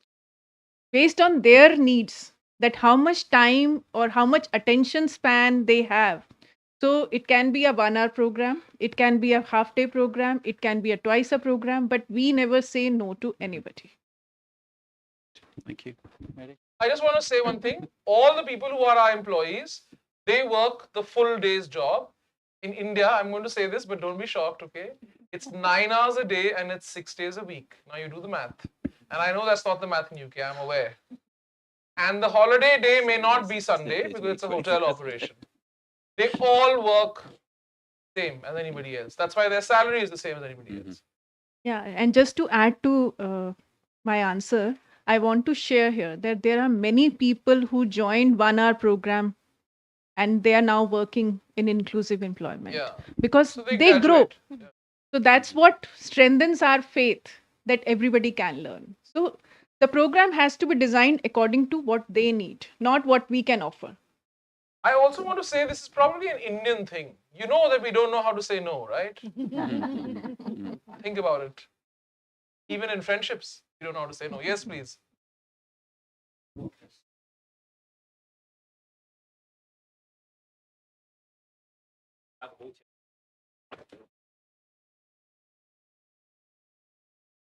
Can we throw this up to you? Oh, yeah, it's actually throwable. Yeah. I just wondered, what extent do you engage with schools or colleges in kind of as a next step for the young people in education? Great question. The education system in India is a bit different from here. So our larger engagement, I would say more than 70% probably, is with NGO partners across India, people who are dealing with young adults, which means at the age of 16, 17 and more. 30% of our engagement is with certain colleges and certain schools because they are very focused where they are on firstly taking in people with support needs. They could be physical, intellectual, whatever, and on helping them find employment and doing pre-vocational skilling. So one of the partners for autism is a school called the Heritage Experiential School in Gurgaon. It's a proper school and they run a special education needs department. And the kids who get in there, maybe they get in there 14, 15 or something. By the time they engage with us, they're already 18 by that time. So about 30% would be through schools and colleges and 70% through NGO partners like Muskaan. So that's India, that's why I think. Yes, please. His hand kind of went up first, so I'll just, okay, there you are, ladies first. Hi, I'm Danielle from World of Astoria, Hilton. And we Okay, obviously lovely. met before, and thank you so much for today. That is brilliant, really lovely to see. What you said at the beginning is that you obviously started with people who were deaf. And in my time, and probably my colleague as well, is that we have a few people who are autistic or deaf, and it's beautiful. And we really see the social impact it has and the inclusiveness in our hotels. But I would like to know a little bit more about how do you go that step further, because we have a certain percentage that we now see, but in order to get more inclusive, we would like to see how do we bring that more in, but like you said, also be ready at the same time, because it's all about timing. So sometimes you Yeah. just need to make sure that you do it when it's It's right. very important. And in our case, that is right now. So we have the capabilities, the people who are also ready to be part of that journey. Just a moment. I think the journalist is here. Just a second. Yeah, so sorry for interrupting. That's just to be arrived, so I'm just going to take off for that. Yes. So once you finish the Q&As, coffee and tea outside. We'll come there. Yeah. Make yourself comfortable, and we'll reconvene in here about 12:05. Okay. 12. So just for everyone's knowledge, you're from Waldorf, Astoria, right? There you are. And you've already got people of different kinds of disability, but a small number, and you're looking to see how can this be increased and how can the organization be made ready. What I would say is that 7-pillar model I was speaking of, you need to walk through that model because it's really crucial. So that idea that it must come from the top, it must cascade to all the function heads, there should be sensitization of all the team members every time you bring in a different disability. Because just because I understand how to work with a deaf colleague doesn't mean I know what to do with a blind colleague, not at all. And it definitely doesn't mean that I know anything about autism or about Down syndrome in a particular hotel, the operations guy. So what I want to say is every time we work with Muskaan and with Action for Autism and started a new traineeship, we've got about 15 hotels in the capital of India, as in it's called NCR, National Capital Region. There are 3 states actually, and they're all like neighboring each other. So what I want to say is it's huge. And we've got 14 hotels. I mean, like, can you imagine? Every time we go to one more hotel with this traineeship, we must again conduct sensitization in that hotel because the other chaps in the other hotel may have understood. Doesn't mean these guys over here know what's going on. So what I mean to say to you is, I know you're referring to one hotel, I understand that, but even if you move between different departments or you bring in a different kind of a disability, sensitizing again is very important, doing job mapping again is very important. So have you been able to do a job mapping process yet? We've had one. Yeah. You may need to engage a little bit more in that. What I suggest is, when we get a little bit of one-on-one time, I'll tell you a little bit more about the job mapping process. But follow that model. Thank you. Yeah. Lovely.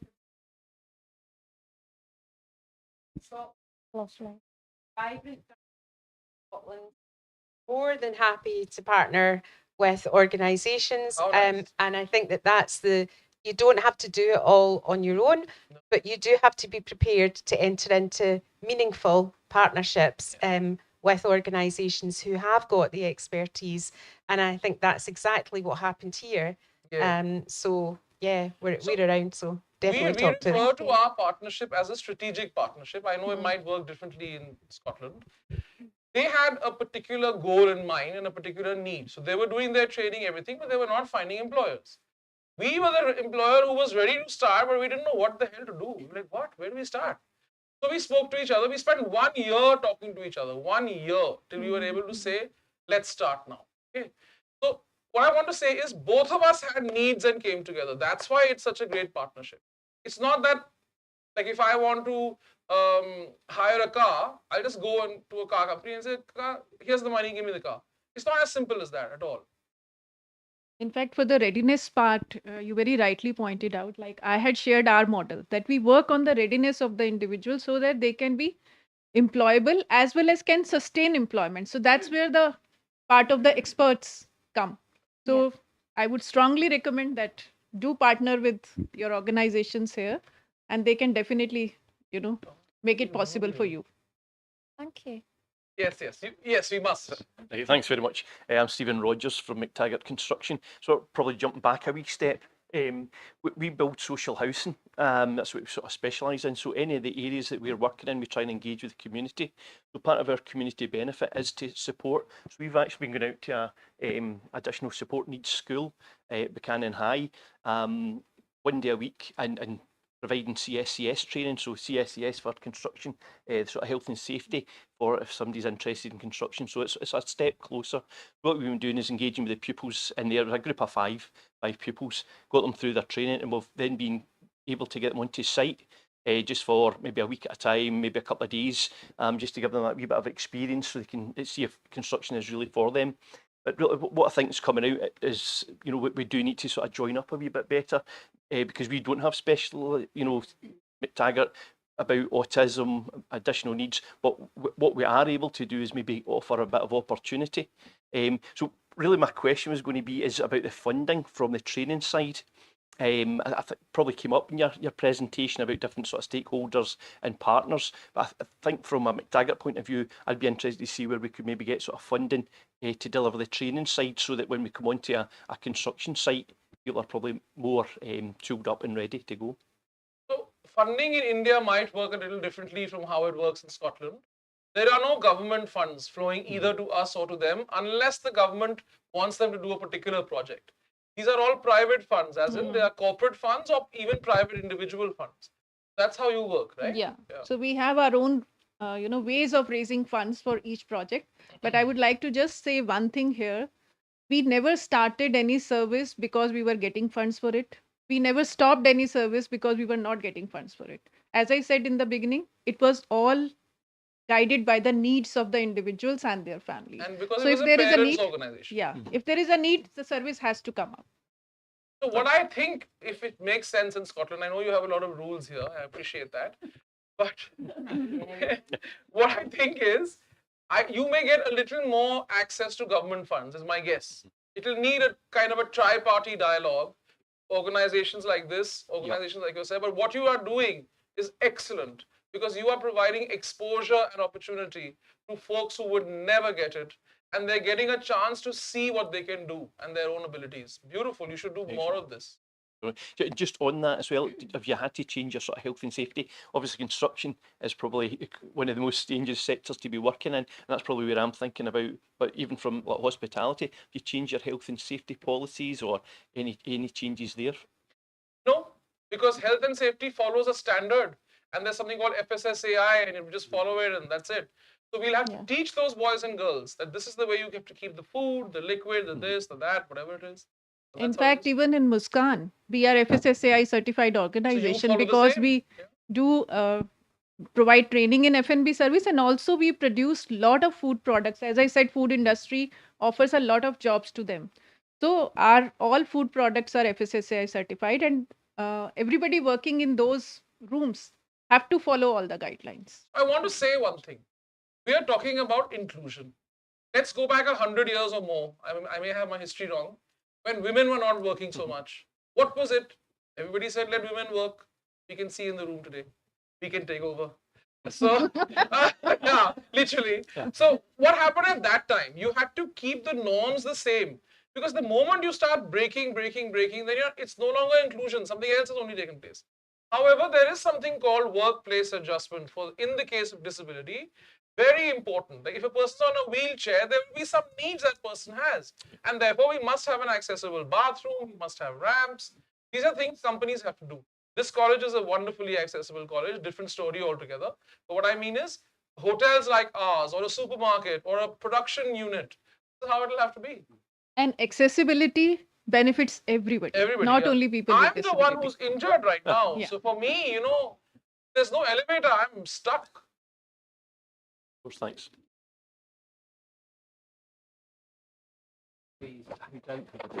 Yes. Please hold that. Because the YouTube guys. Sorry, yeah. We have a real challenge in the hospitality sector of presenting our industry as a career of choice for people to want to come and work in the industry for a good reason. And have you seen, or is there evidence to show that those businesses that adopt the approach that you guys have taken in terms of embracing, people with disability into your business. Have you seen an upturn or a different type of individual without disability coming in to want to work in the industry because it's a force for good, I suppose, changing the mindset? That's a very good question. I don't think we've surveyed that, so I don't know how to answer that question. I was thinking against your competitors, those perhaps don't.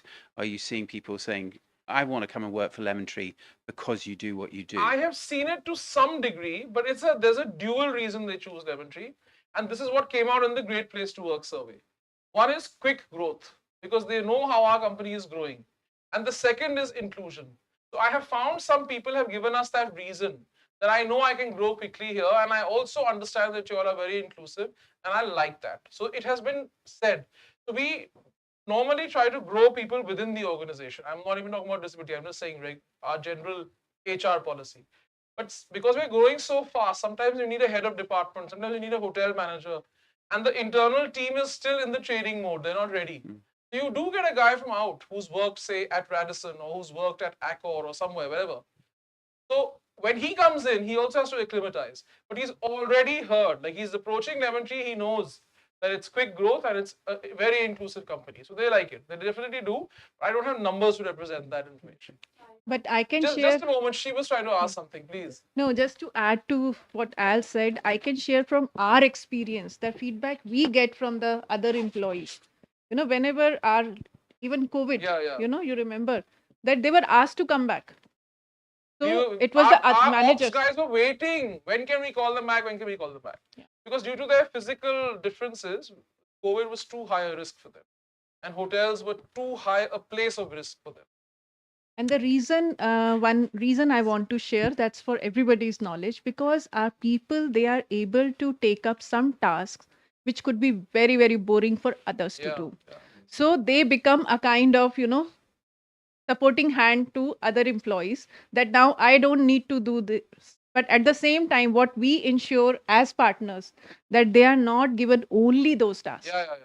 They have variety of tasks. That's my job for them. also, to keep checking, me and my team members, that we always go and do observations. So that's another thing I'm telling you. Just because it's going on doesn't mean that I just let it be. I have to go and see. So if I observe that somewhere, 1 or 2 boys and girls are only folding napkins, they're only clearing the tables, and I notice that they're just doing 3 or 4 tasks, I will go to that ops manager and say, what happened, bro? We taught them everything. What's going on? And if they say, oh, they forgot, after COVID, they couldn't remember, then we'll tell them, come again, reteach a little bit. Please. Hi, so I'm Shelby Donoghue and I work for Eastern Branch Council and the No One Left Behind team, which is a Scottish Government initiative for people aged 16 to 24 who have a diagnosed additional support need. So what you were kind of saying about funding, so we have basically a funding opportunity that is called the Employers Recruitment Incentive, and this is for any company at all. It doesn't need to be in Eastern Bartonshire, but we offer employers up to £7,000 for employing someone, say within the Eastern Bartonshire area, but the employer, the individual may have like a barrier to employment. So I kind of specialise in additional support needs, so everyone who I work with has a diagnosed additional support needs, but there's no kind of limit as to what the kind of what the kind of employer has to do, or they're kind of fully supported from the kind of first kind of time they meet them. And this will last for up to 52 weeks. And also there's like ongoing support and kind of checking in. If there's any training and things they need, then just let you know that there is funding out there. There's loads of Scottish Government have got lots of money and do want to get it away. Tell this to Alistair when you see him right now. So that Alistair will help and tell everybody. Because he must know what you just said. Yeah. Okay, great. Right. There was something from here, yes. Could you send that speaker over? Okay, stop! You're the timekeeper. Ooh, we must have tea and coffee. Come on. Can we just say, I'm from down in Scotland and I'm happy to join to anybody.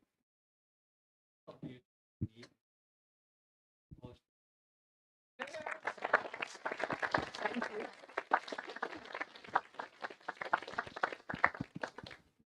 You know, in Hindi there's a word called notanki. Notanki means moving around.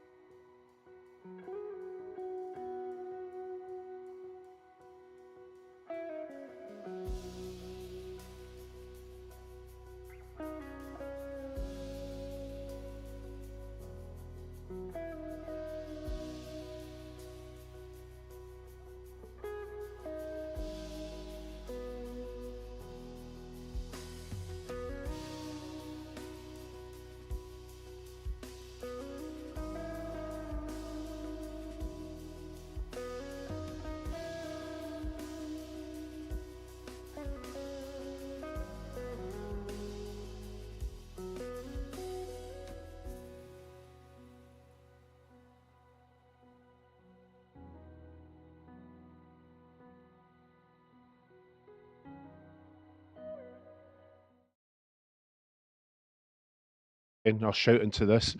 This is the second part of our event this morning. Absolutely fascinating. I've heard this presentation many times and it's still absolutely inspiring. So this afternoon, we're going to be hearing from a Scottish perspective. The event will finish we're obviously around about 15 minutes late, but we're still intending to finish about 1:15, and then there'll be lunch outside for further discussions. If anybody wants to stay later to speak to Lemontree or Muskaan, any of our colleagues, we're here all day. I was going to say I'm here all week, thank you very much, but no, we will be here for the rest of the day if anybody wants to stay back and have a discussion. So without further ado, I'm going to introduce you to Charlene Tate. Charlene has been in India with us.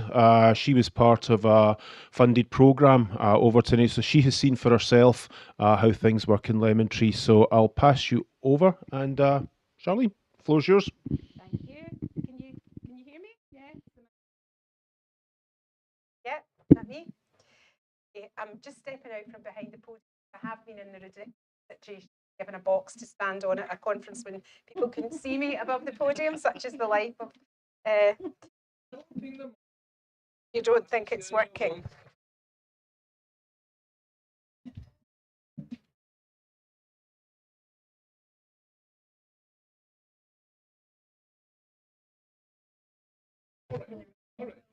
Can you hear it?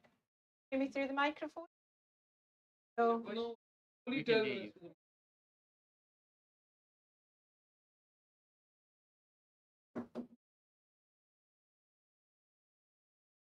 well, this is like this. Okay, can you hear me now? Through the microphone? Yes, you can, because I can hear myself coming back. I'll give you this. There we go. Brilliant. Okay, so thank you to Alistair and Co for inviting me back to speak today. I was very fortunate to have the privilege of visiting Lemontree and Muskaan. I think it was 2018 or 2017. And it was a trip of a lifetime, really. Who wouldn't? Who, you know, someone says, "Would you like to come to India?" And you go, "Oh yes," but it was a very long and interesting trip, and one that has stayed with me for all sorts of reasons. So what I thought I could usefully do is share some reflections of my time in India, what I saw and what I learned there, and what I think is helpful to us in the Scottish context. So, can I move my slides on? I don't. Have I got...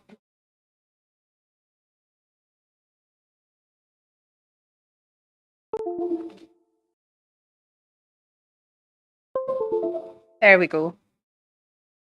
Okay, so what I observed there was, I suppose, what I considered to be a bit of a virtuous cycle from what I saw, and it was actually lovely to see so many of the individuals who I met in the hotel and at Muskaan on the videos. It was so nice. They are actually real people; they're not actors. It was really nice to see them again, because we had such a lovely welcome. But I guess thinking about this virtuous cycle, there is demand for a workforce across so many sectors: hospitality, industry, tech, and in social care. We are floundering in social care for the want of a stable workforce. So we know there is the demand there, and it makes economic sense to look at this untapped talent pool, because they certainly are an untapped talent pool. And there's been a bit of talk this morning about funding. And yes, funding is important, but think of the money you waste with recruitment campaigns, with hemorrhaging staff, with instability in your workforce. You actually are losing so much money through your recruitment processes right now, and I can say that with confidence because I know we are, and we're not unusual. So there is this idea that we need funding to do lots of things, but actually what we need is people to look at the cost benefit analysis of things to say, let's invest and do things a little bit differently.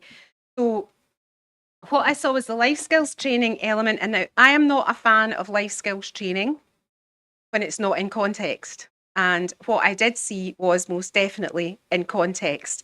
And I think that's the important thing, whether it was in the context of Muskaan, learning to do something systematically and cooperatively and productively, or whether it was observing front of house staff in the hotel, using their skills and using their communication and social skills to engage with customers and each other.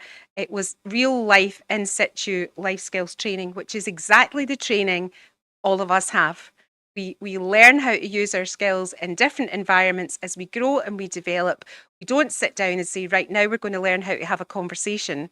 We learn how to have conversations by having conversations in different contexts. So that, and it's often that social aspect of work that certainly trips up the people that we support, autistic people, who struggle with the unwritten hidden rules of the workplace, having a wee skive, although nobody in Lemontree has a wee skive, having a chat, finishing early, all those kinds of cultural things in the workplace that people just somehow learn by osmosis are very, very challenging and difficult for autistic people, and very difficult for them when other people don't stick to those rules. So there's a whole load of social as well as systematic and pragmatic learning that has to go on for autistic people.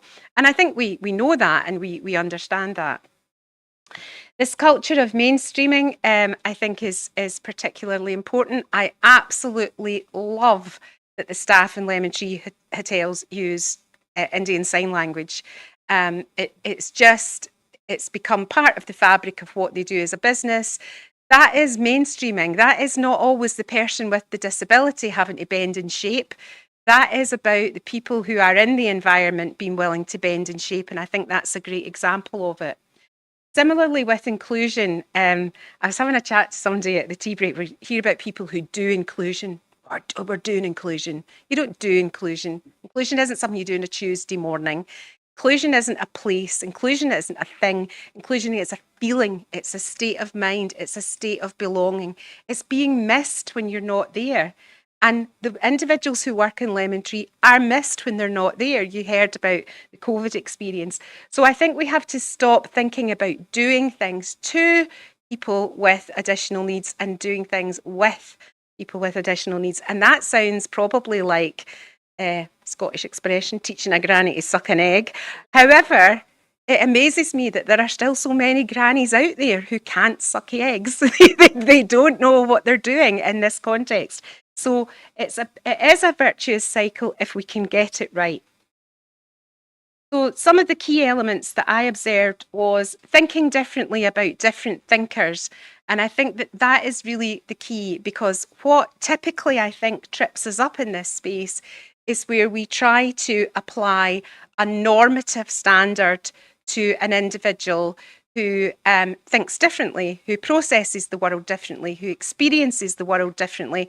And what we sort of try to do is metaphorically, and unfortunately sometimes figuratively, bend and bash and shape that person until it feels like they fit the environment that they're in.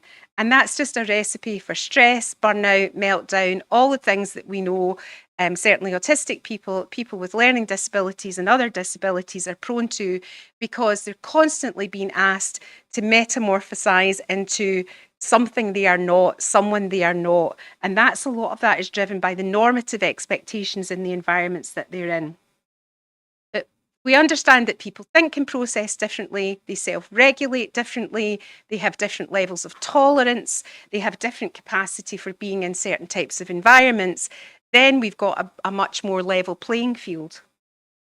Al spoke about the flexibility, the job matching, job sizing. I really, really like this. I really like this. And I think that the old ways don't work anymore. The days of a job description where there are 20 things on it and you're looking for the candidate who can do all of those 20 things, they're gone. They're absolutely gone. Our workforce in Scotland has changed dramatically and we need to change with it. And the idea that we've got someone who might be able to do 75% of this job, and oh look, you can do 10% of that job over there. Let's look at what a personalised job spec looks like for that individual, that they can make the contribution. And overall, we've got a workforce who can deliver what we need. I think that's exciting. I think that's certainly something I would love. I'm a deputy CEO. Don't tell them I'm retiring in 5 weeks' time. I haven't got a clue about finance. I'm rubbish at finance. I rely on the finance director to help me with finance. Fortunately, they think I'm pretty good at some of the other stuff, so they don't expect me to do that. They expect me to understand the basics, but they don't expect me to, set the budget, balance the books, all the things. But it's off-putting when you're a person who is perhaps a leader in your field or who has perhaps a great amount of experience, and at the bottom of the job description you're expected to be also a finance expert, an HR expert. You're not getting the best out of people. I'm none of those things, but I can do other stuff that is of value to the organisation. So it's still in my job description, I just don't do it. So it's just like I do my own job sizing, I just kind of schmooze about and do the things that suit me. So it's that sort of idea of flexibility and changing. And I think the idea, what I saw was expectation rather than exception.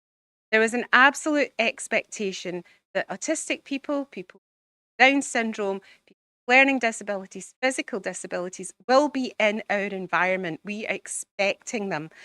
And there's a wonderful, in Scottish education, the National Autism Implementation Team have introduced this brilliant mantra, which is, we've been expecting you. And we should have that in every societal space. It's not a surprise to us that there are people with disabilities in our society. So why are we surprised when they show up in the workplace? Just doesn't make any sense. So a little bit about this is Patu, who is the CEO, Chief Operating Chairman of Lemontree. And this said a lot to me when Patu gave us a whole afternoon of his time to meet us when we were over there. And the thing that struck me, and he was talking about the India context, think about it in our context for a minute. Expecting the government to help is silly.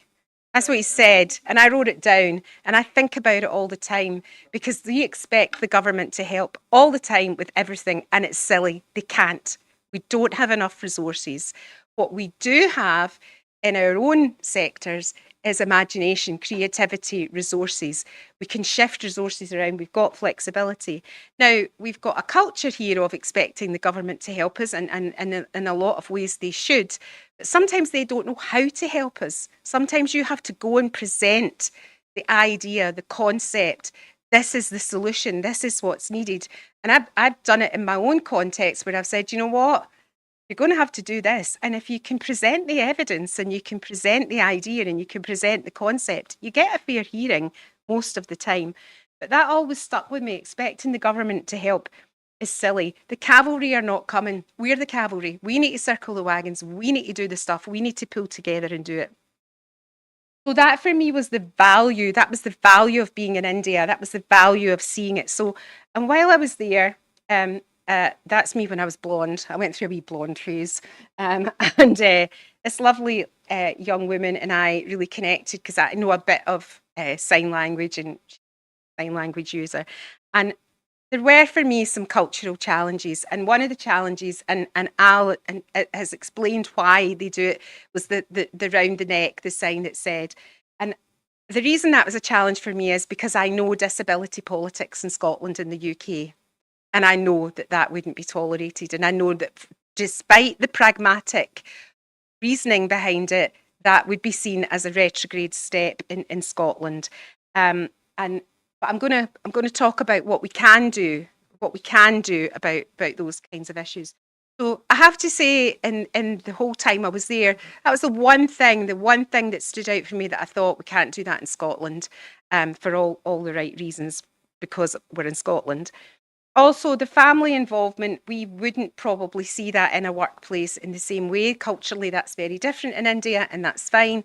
However, the concept, what are the family there for? They're there for support, they're there to nurture, they're there to guide. We can certainly provide some of that in a different way. So what are some of the cultural solutions that we have? This is a universal symbol of disability, of needing assistance in our society now. The sunflower lanyard, you will have colleagues. If you're in the hotel industry, you will have guests. You will see people on the bus. This has become widely recognised as a symbol of someone who needs maybe a little bit more time, a little bit more support. It's all about communication. It's all about the communication of it. And I guarantee you, when I used to do talks and things 30 years ago when I started working in autism, I'd say, could you put up your hand if you know or you've met someone with autism? And about 2 or 3 people in a room this size would do it. I bet you every single one of you would be able to put up your hand, pretty much, because the society has changed, and autistic people, although it's a hidden condition, are much more visible. There's also the symbolism of the disability itself and neurodiversity. Autistic people have claimed that space of neurodiversity, of the idea that all of us are neurodivergent. We're different. We've got different ways of thinking. We've got different ways of being in the world. And that is there are loads of you in this room have got little lapel badges on. Loads of you. Most of them have been given out by Eddie McConnell, I should say. However, I see quite a few of you with different badges, lanyards, all the stuff. We've got these cultural symbols. We can adapt them and we can use them. The important thing is to communicate them. And I spoke to one of our autistic employees before I came to do this, and I said, what would you think about that kind of thing? And he went, yeah, I'd be all right with that. I'd be fine with that. So I think that there are some cultural symbols that we already own, that are already embedded in our society, that we can use to overcome that idea of the big. We also have in our society presumption of mainstreaming in our schools. Now, there's a lot wrong with that policy. However, the things that are right with that policy is we absolutely expect our children and young people to be educated alongside individuals who have a range of diverse needs.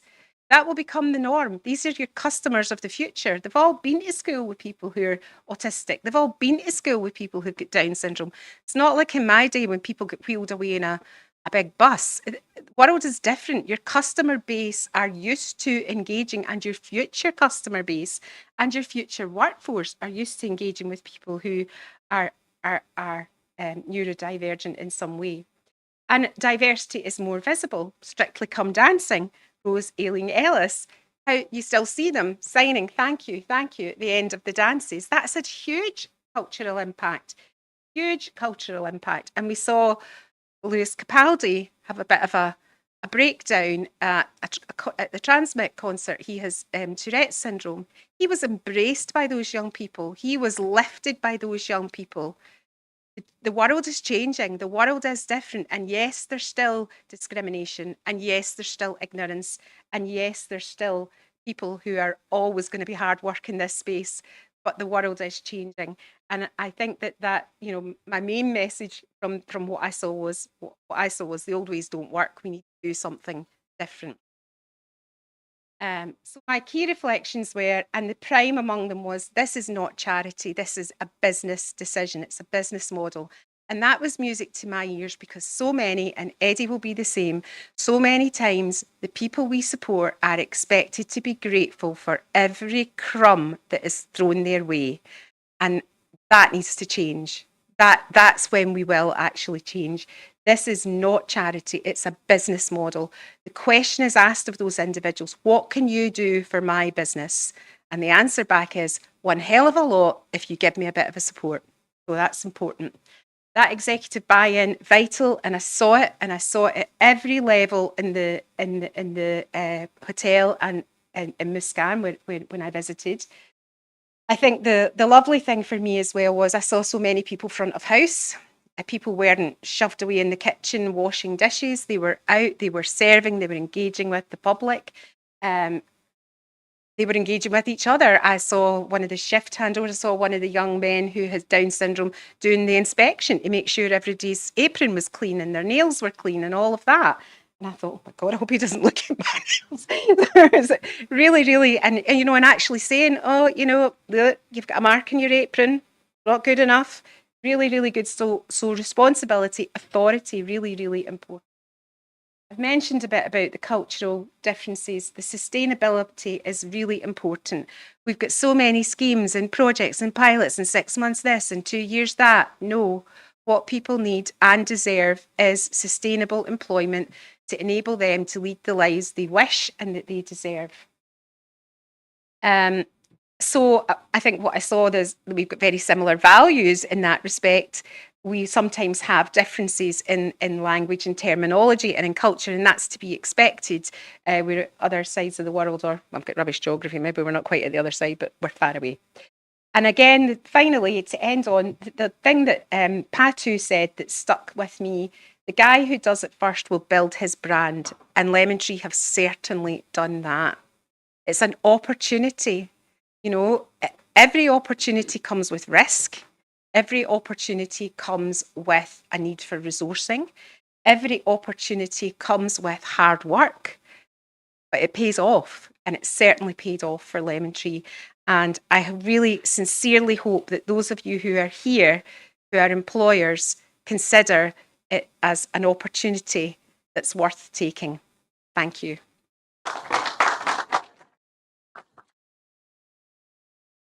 Thank you, Charlene. Thank you. And we'll have an opportunity.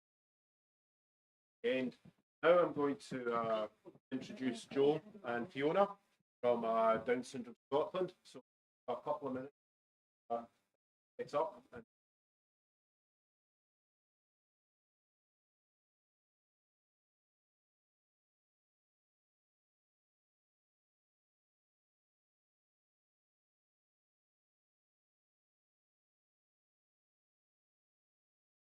That working?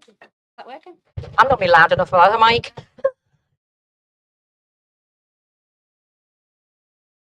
Thanks, Alistair.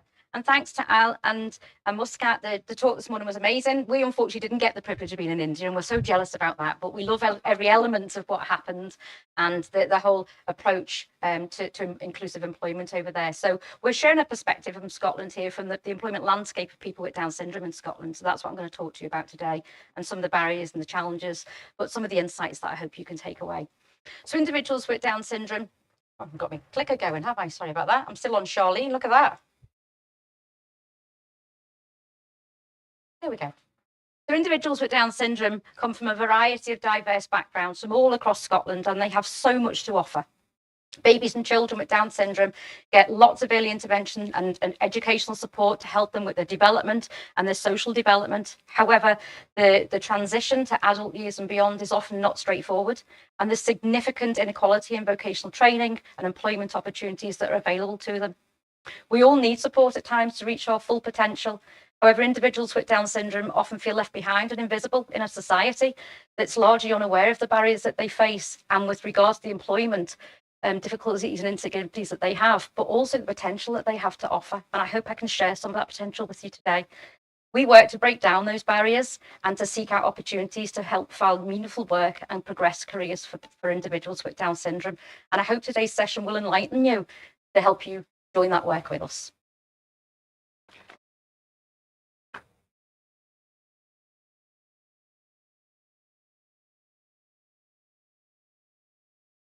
So employment is good for us.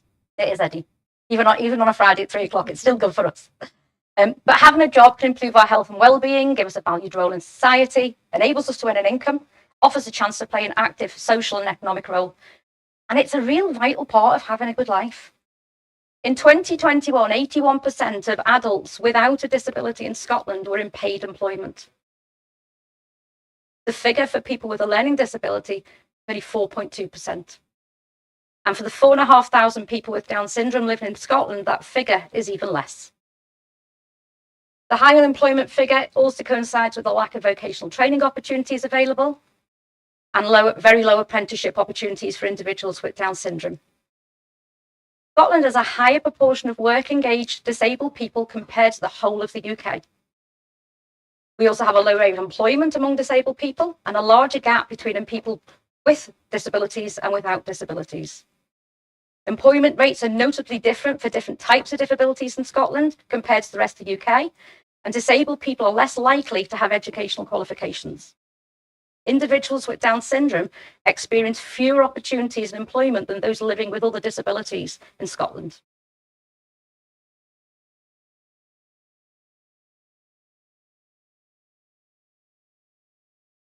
Can you move it on? Oh, there we go. Individuals with Down syndrome are one of the most underrepresented groups in the labour market. They want to work and they represent a substantial source of untapped talent and commitment. However, the lack of opportunities and to secure employment to participate fully in society. Everybody with Down syndrome has the ability to work in some capacity. They want to work for the same reasons as everybody else, to be independent, to have good self-esteem, to contribute to the society, earn their own money, learn new skills, meet new people, and to feel valued. Having a job has a substantial impact on an individual with Down syndrome. It helps to improve confidence, increase social connectivity, promotes integration into the local community, and being a valued member of society. Success for us doesn't mean that everybody with Down syndrome has a job and is working. It means everyone who can and wants to work has the support and opportunities that enables them to do so. So why do they experience less opportunities? The problem, says Sarah Gordy, actress and MBE, is that people with Down syndrome are badly labelled, which can be difficult to overcome. We're all scared of labels, she says. It's really important that everybody has the right to work, to have an education everywhere nationwide. Nowadays, there's far greater visibility of individuals with Down syndrome in attractive employment roles in the public eye, such as Sarah Gordy, who's an actress, and other actors on stage and TV, and models and advocates. However, this doesn't portray the real experience for most individuals living with the condition. So how do we change the label?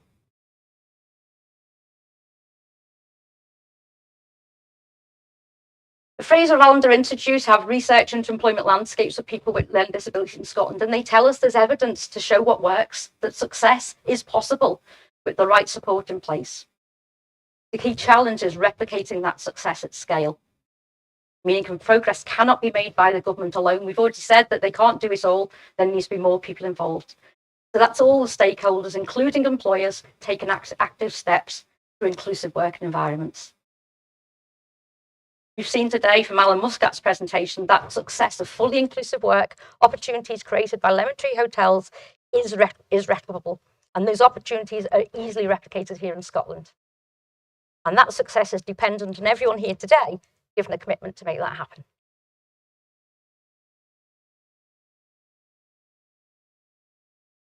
So the link for us is between the not-for-profit sector and the business sector, working together to increase the range of opportunities available for people to have a valued role in the workforce. The Scottish Government have set an aim to at least halve the disability employment gap by 2038. And despite initiatives such as Keys to Life, First Start Scotland and No One Left Behind, progress is still poor for individuals with Down syndrome. The collaboration between the not-for-profit sector and the business sector is a powerful tool to open up a range of opportunities for people with Down syndrome to obtain socially valued roles in their societies. Organisations like ourselves at Down Syndrome Scotland can provide specialist training and support, while the business sector can offer opportunities, just like Lemontree hotels, to accommodate the workplace more accessible. Business corporate partners play a crucial role in helping achieve those outcomes.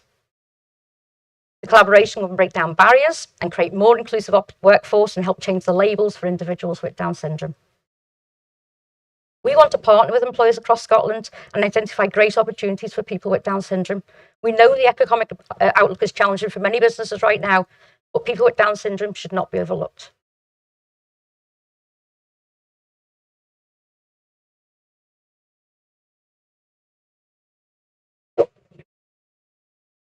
Oop, there's my notes away. Thank you. Like a German. Thank you. Thank you.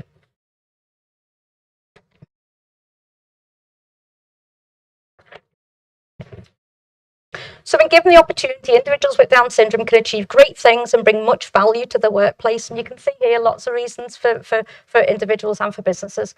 Working alongside someone with Down syndrome can enrich the wider workforce and benefit a company in diverse and unique ways. We also know that 52% of people want to work for an employer that employs people with a learning disability. And that was through research that MENCAP carried out. Companies who employ individuals with Down syndrome tell us that employees are more committed and motivated, take tremendous pride in their work, and the examples we've seen from Al and the team today, and in earning a wage and demonstrate unparalleled levels of loyalty to their employers. Not only that, they unintentionally add a new welcome dynamic to the workforce through increased morale and customer engagement. Their presence in the workplace reflected in high levels of patience and tolerance, goodwill within the existing workforce. And we're also indirectly further developing the people management skills of team leaders and supervisors. And as we face the challenges of a new working world, the qualities of kindness, compassion, loyalty and determination that individuals with Down syndrome exude are exactly what every workforce needs right now. Companies also report significant benefits to their organisations. Advantages include small costs and bigger benefits, reduced staff turnover, increased staff morale, loyalty and productivity. And a diverse workforce that brings together people with different perspectives and backgrounds and experiences can inform the development of new and enhanced products or services, opens up new market opportunities, broadens organisations' customer bases, and enhanced reputation and customer perception. There are lots of reasons for doing it. The good business model that we've talked about. It's also a great way to demonstrate corporate social responsibility and assist in reducing significant inequalities. Having a job makes a substantial difference to the lives of people with Down syndrome. And this is Harvey.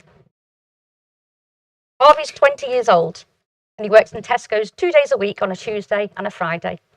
He works in the Tesco.com team and he makes up the baskets of online orders and labelling them for home deliveries. He has a great relationship with his workmates and he talks about them all the time, constantly name checks them in every conversation that he has. He values how they help him and they chat with him and make him feel part of the Tesco family, as he calls it. Harvey tells us that having a job makes him feel happy and useful. He likes to have the money that he earns to treat himself, but more importantly for him, so he can treat his mum. Harvey's job is very important to him, and it positively contributes to him having a good life.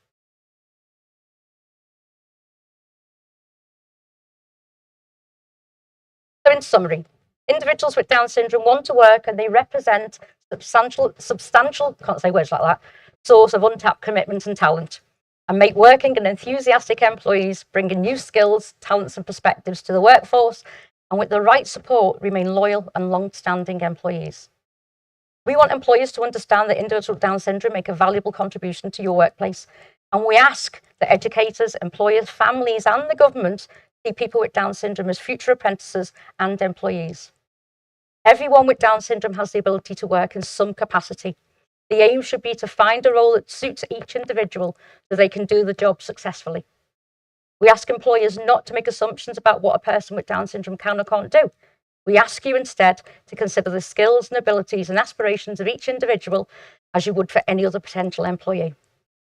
And through partnering with employers, we can offer help and support so that adults with Down syndrome can successfully access meaningful employment opportunities in Scotland.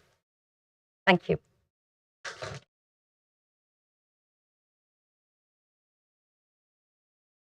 What I'd like to do now is hand over to Fiona Dawson. Fiona is an incredibly inspiring woman who has continually overcome challenges in her life and is living proof that discrimination, barriers and biases don't stop anyone from reaching their ambitions. Fiona is a terrific role model, and she has shown absolute determination to succeed and help others to be the very best that they can be. Her motto is quite simple: if you believe in yourself, you can achieve it.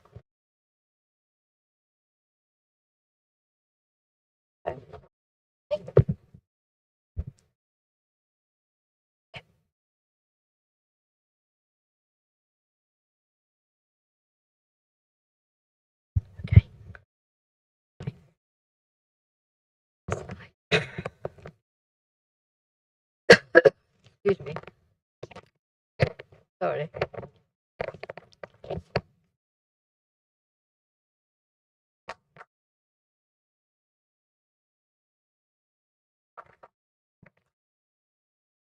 Hello, my name is Fiona Dawson. I am here to speak to you all about my life, my work, and my achievements. I started mainstream primary school in 1986 and then attended Wellington School, a private mainstream secondary school in Ayr, until I was 19. I worked hard at school and achieved 5 standard grades and 1 higher grade. After school, I completed a few college courses and attended a training program with UCAN, a social enterprise in Kilmarnock. This training helped me to develop knowledge and skills to work towards achieving the things I wanted to do in my life. One thing I have always had a passion for is art. All through school, I enjoy art, and it was my best subject. I really loved it. I have been to art classes in the past, and I will continue art as a hobby. Art makes me happy and helps me to relax. This slide shows some of my favorite pieces that I have painted. I wanted to pursue a career in art, but I couldn't get the support I needed to make this happen. Another way I like to relax and enjoy life is through music and drama.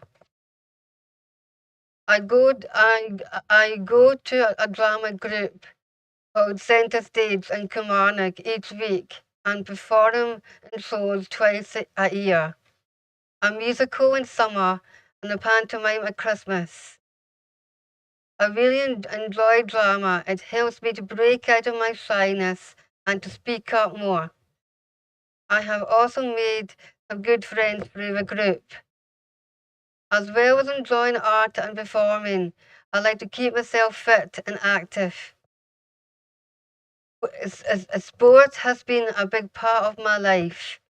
But one thing I love the most is swimming. Swimming gives me joy and happiness. I started swimming at the age of 4 when I took up swimming lessons at Prestwick Pool. My dad inspired me to follow my dreams. In 1998, I joined a disability swimming club called Kilmarnock Dreads. 2007 was a bad year for us as my 27-year-old brother and my dad both died that year.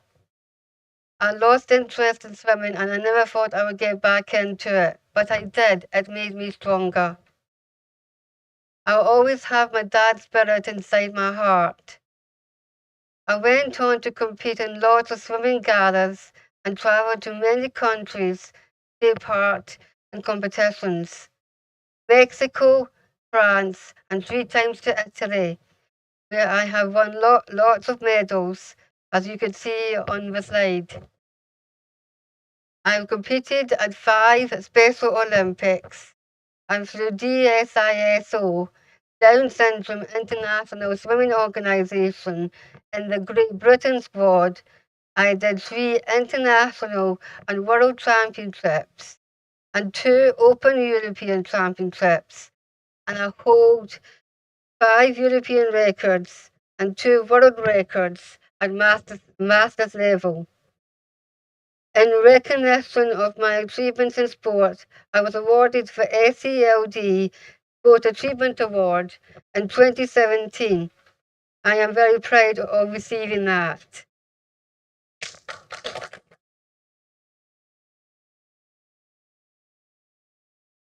In 2016, I joined the South Ayrshire Swim Team Para Squad and a year later completed swimming teaching at the highest UK recognised level at the Citadel in Ayr, a UKCC Level 1 in teaching aquatics, which qualified me to be a swimming coach. I received support from South Ayrshire Council to complete the course and was then employed as a swimming coach by South Ayrshire Council for 3 years. I've been teaching children how to swim in the Learn to Swim programme. This is a wide range of children from preschool to club-ready swimmers. Unfortunately, during the pandemic, support for my role became difficult, and I couldn't continue with the position. I have also had a variety of other jobs over the years. My first experience of employment was through voluntary office work in Cumnock at Cofield Community Transport, where I worked for over 10 years. In 2014, when I moved to Ayr, I started a paid job 1 afternoon a week at Seafield Stores, a small grocery shop. I stacked shelves and helped customers in the shop. I have worked there for 9 years. I have always had a real goal to help others, and getting the opportunity to do that now through lots of other opportunities. Include for Good is a programme for change for people with learning disabilities in Scotland. It aims to raise understanding of a contribution, value and potential of people with learning disabilities. I was delighted to have been successful getting a job as one of the 10 rapporteurs for Include for Good, and to help make change for people with learning disabilities be treated as equals in Scotland. Key highlights of this role included presenting the need for health passports for all to Kevin Stewart, Minister for Mental Wellbeing and Social Care, and co-hosting a meeting at the Scottish Parliament with the new Minister for Social Care, Mental Wellbeing and Sport, Marie Todd, MSP, to share our ambitions for change with 23 senior leaders and key decision makers in Scotland.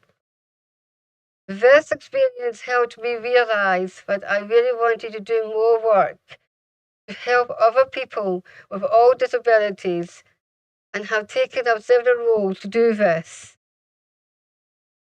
I am co-chair to the National Involvement Network, known as the NIN. We do have local networks across Scotland.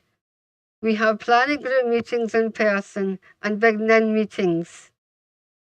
The big NIN meetings bring all the local networks together, and we have them at different venues across Scotland. The Charter for Involvement is unique in Scotland and is written by NIN members. We do have a free membership scheme. In the Charter for Involvement, there are 12 statements.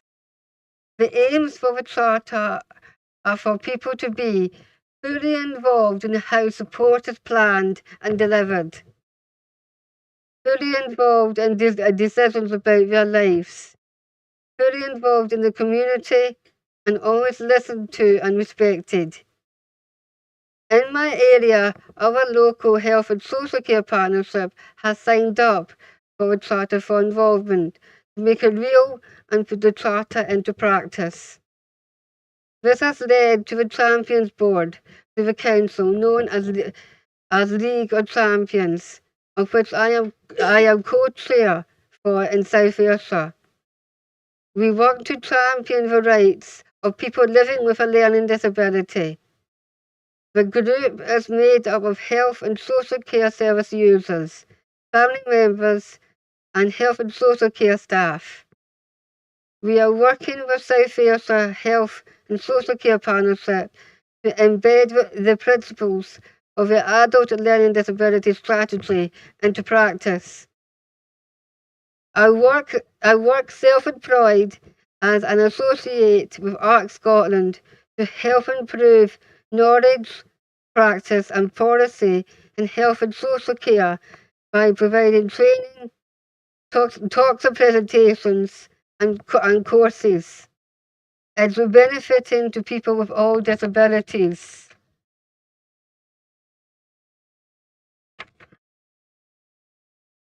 I like to stand on my own 2 feet. I have my own flat in Ayr close to my mum. It is well placed for me to walk into town, and I have good access to local transport to travel around Ayrshire with my work and across Scotland to visit family and friends. I really enjoy living in my flat, cooking for myself, and managing my shopping and cleaning, and being in charge of my own life. Advice to employers. Everyone has a right to work. Providing the right help and support at the right time will make it happen. It's important and crucial to have help and support at the beginning of a job and throughout. We cannot feel left behind and being forgotten about. It's crucial to meet our needs as individuals, and our human rights needs to be met all the time. It's crucial to put disabilities first and let us to have a voice and to be heard. Thank you.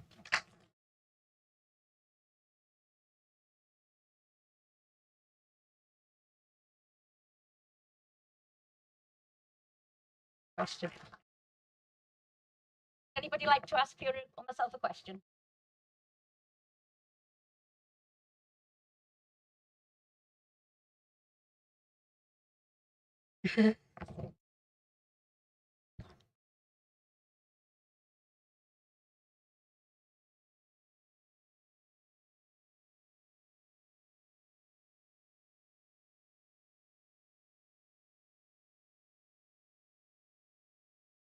But what I enjoyed the most was the swimming coaching, as I was helping people, because I've ever wanted to work with other people, particularly with people with disabilities.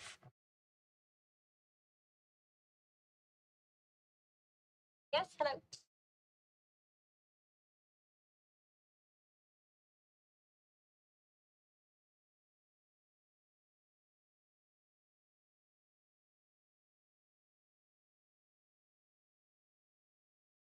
How did you get that job, Amber? I got that job when I attended the training college at UCAN. I had a vision, and so I wrote it down on paper, and then that was to help to help others, particularly with disabilities.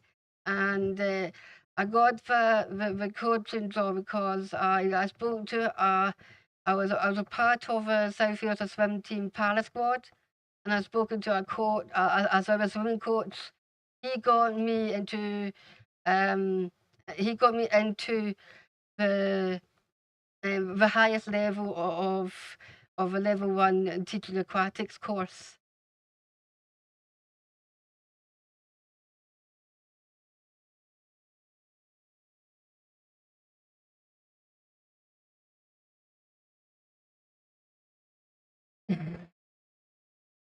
What's your answer? Well, I would say my answer is no, thank you.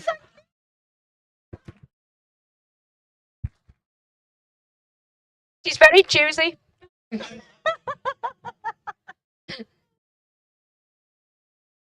Thank you.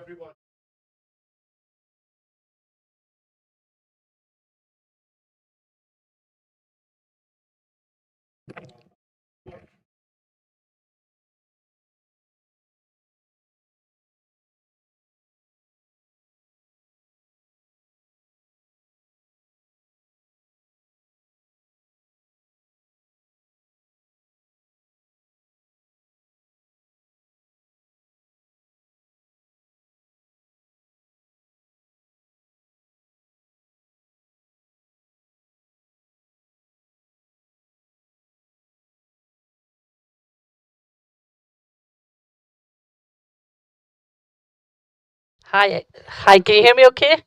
Sorry, I've got no fancy impressing, and I certainly can't beat Fiona there.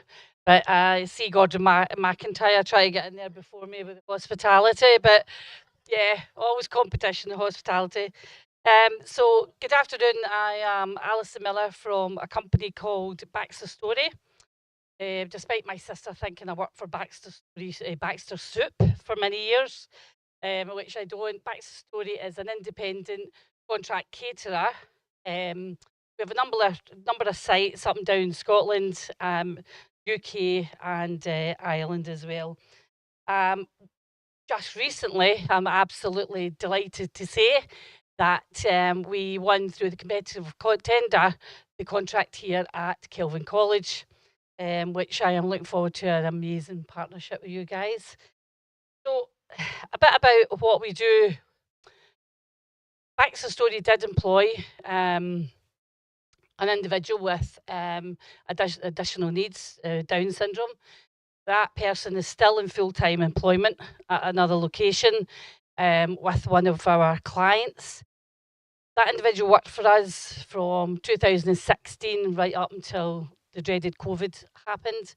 And that individual was the exact same terms, condition, same work as all the rest of the team. There was different, nothing, not a thing different. And when Al talks about SOPs, SOPs are vital for the individuals and you know, given that outline of here's what we're working to, and they are vital. They are really vital in it. Here at Kelvin College, we have additional support needs, and it's something that we'll tap into. Is that when they're going through the courses, they will need to go out into employment, and they normally go out for a week. That is something that Baxter Story would be offering, is that, and something that we do at another location, that those students can come and do a placement with us, where it's real live work placement, so it counts as a part of the accreditation. So they're in their own safe environment. They're in the college, and it means they don't need to go to other locations where they might feel maybe not just quite as safe. So that's something that I'm really excited to be looking forward to. I have only 10 minutes, so I know that I will be timed. But as I say, it is something. I think COVID happened. It killed, wiped out the hospitality, and we were on our knees.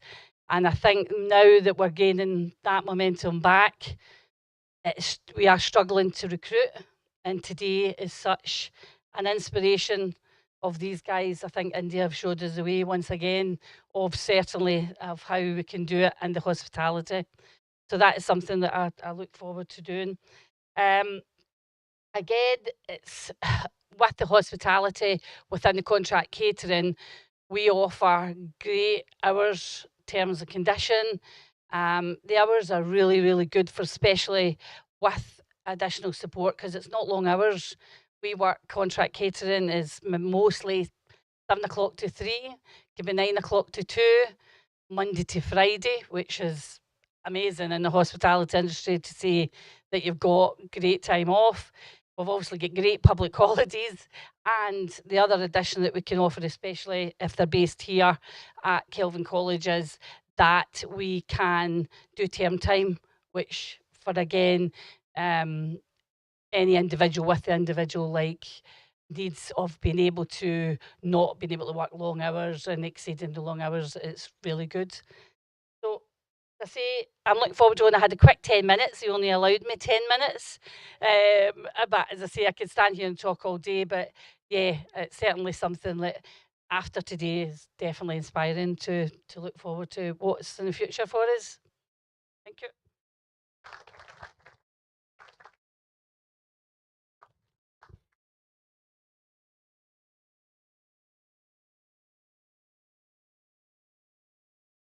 Before we break for lunch, we've got a few minutes, so any questions at all for any of our speakers, feel free. And remember, we have some time tomorrow, this afternoon and Wednesday. If anybody wants a further meeting with Lemontree or Muskaan, then just let us know. We can schedule that in. We've kept some time free, so if any employers, any partners wants to do that, then we'd be very happy to meet you either in here or at your own premises. So before we break for lunch, any questions that you haven't had an opportunity to ask? Anything at all?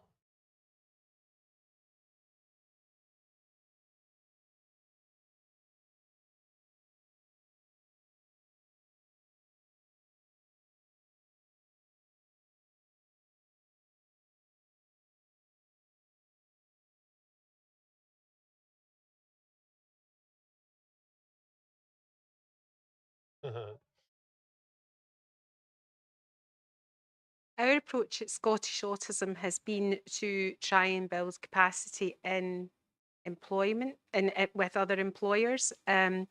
We have some vocational services where people can get the kind of experiences they get at Muskaan, but we don't have a specific employment programme at the moment.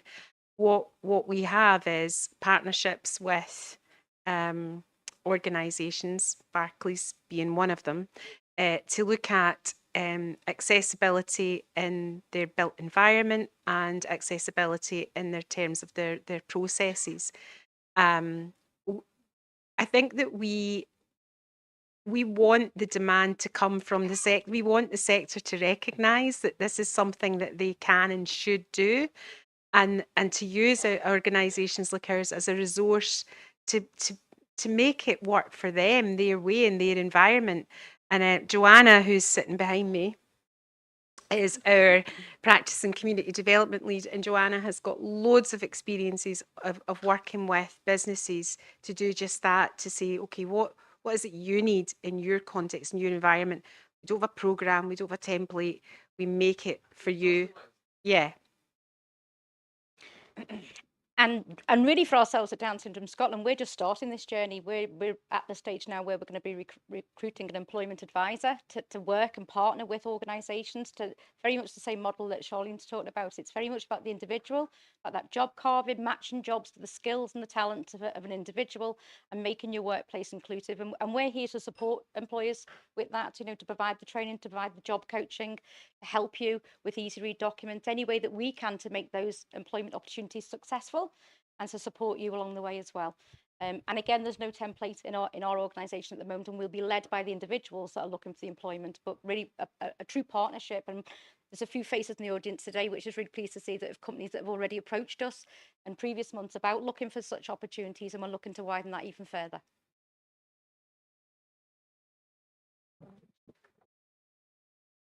Good at catching. Thanks. Thank you. Hi everyone, I'm Mandy Miller. I work for the Scottish Commission for People with Learning Disabilities.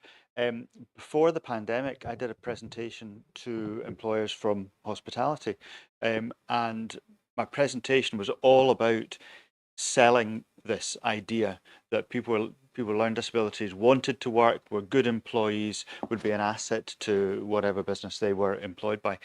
And then at the end of the presentation, I realized I'd pitched it completely wrong. And all of the employers that I've been speaking to were more than open to employing people with learning disabilities. What they wanted to know from me was, where do we find this workforce? Because we, we're totally open, but we don't have folk knocking down our doors trying to get interviews or whatever. So it was a question for Alison, really. Do you know where to find folk with learning disabilities or other disabilities? And I suppose for other employers as well, is that the same question? So there's two organisations. So I mean, I wasn't able to help because there's no, well, I was able to help, but there is no national register of people with disabilities looking for work. But what there is local supported employment organisations, and each of them have people on their books who they are supporting and training up to be employed.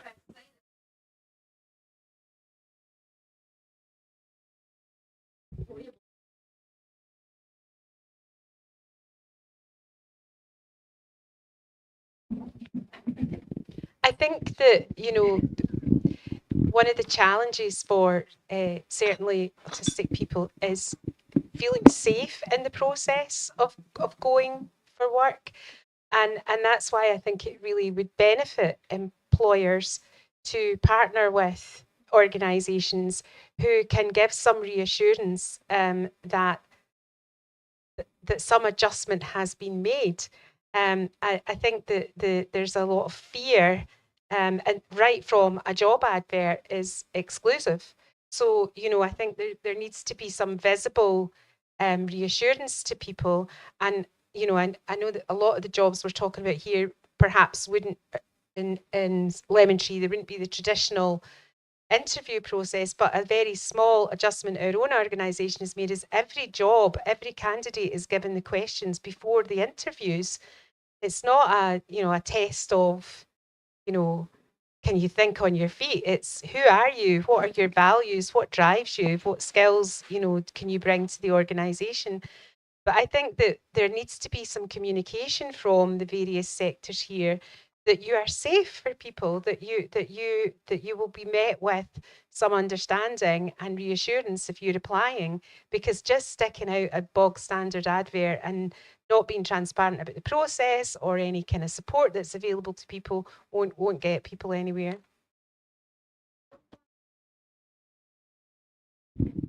Can I also add to that another a key role of an employment advisor within our organisation is about preparing people for work, helping them identify their skills and their talents, how to nurture that for themselves and make themselves more employable in their own eyes. It's another key important part of that as well.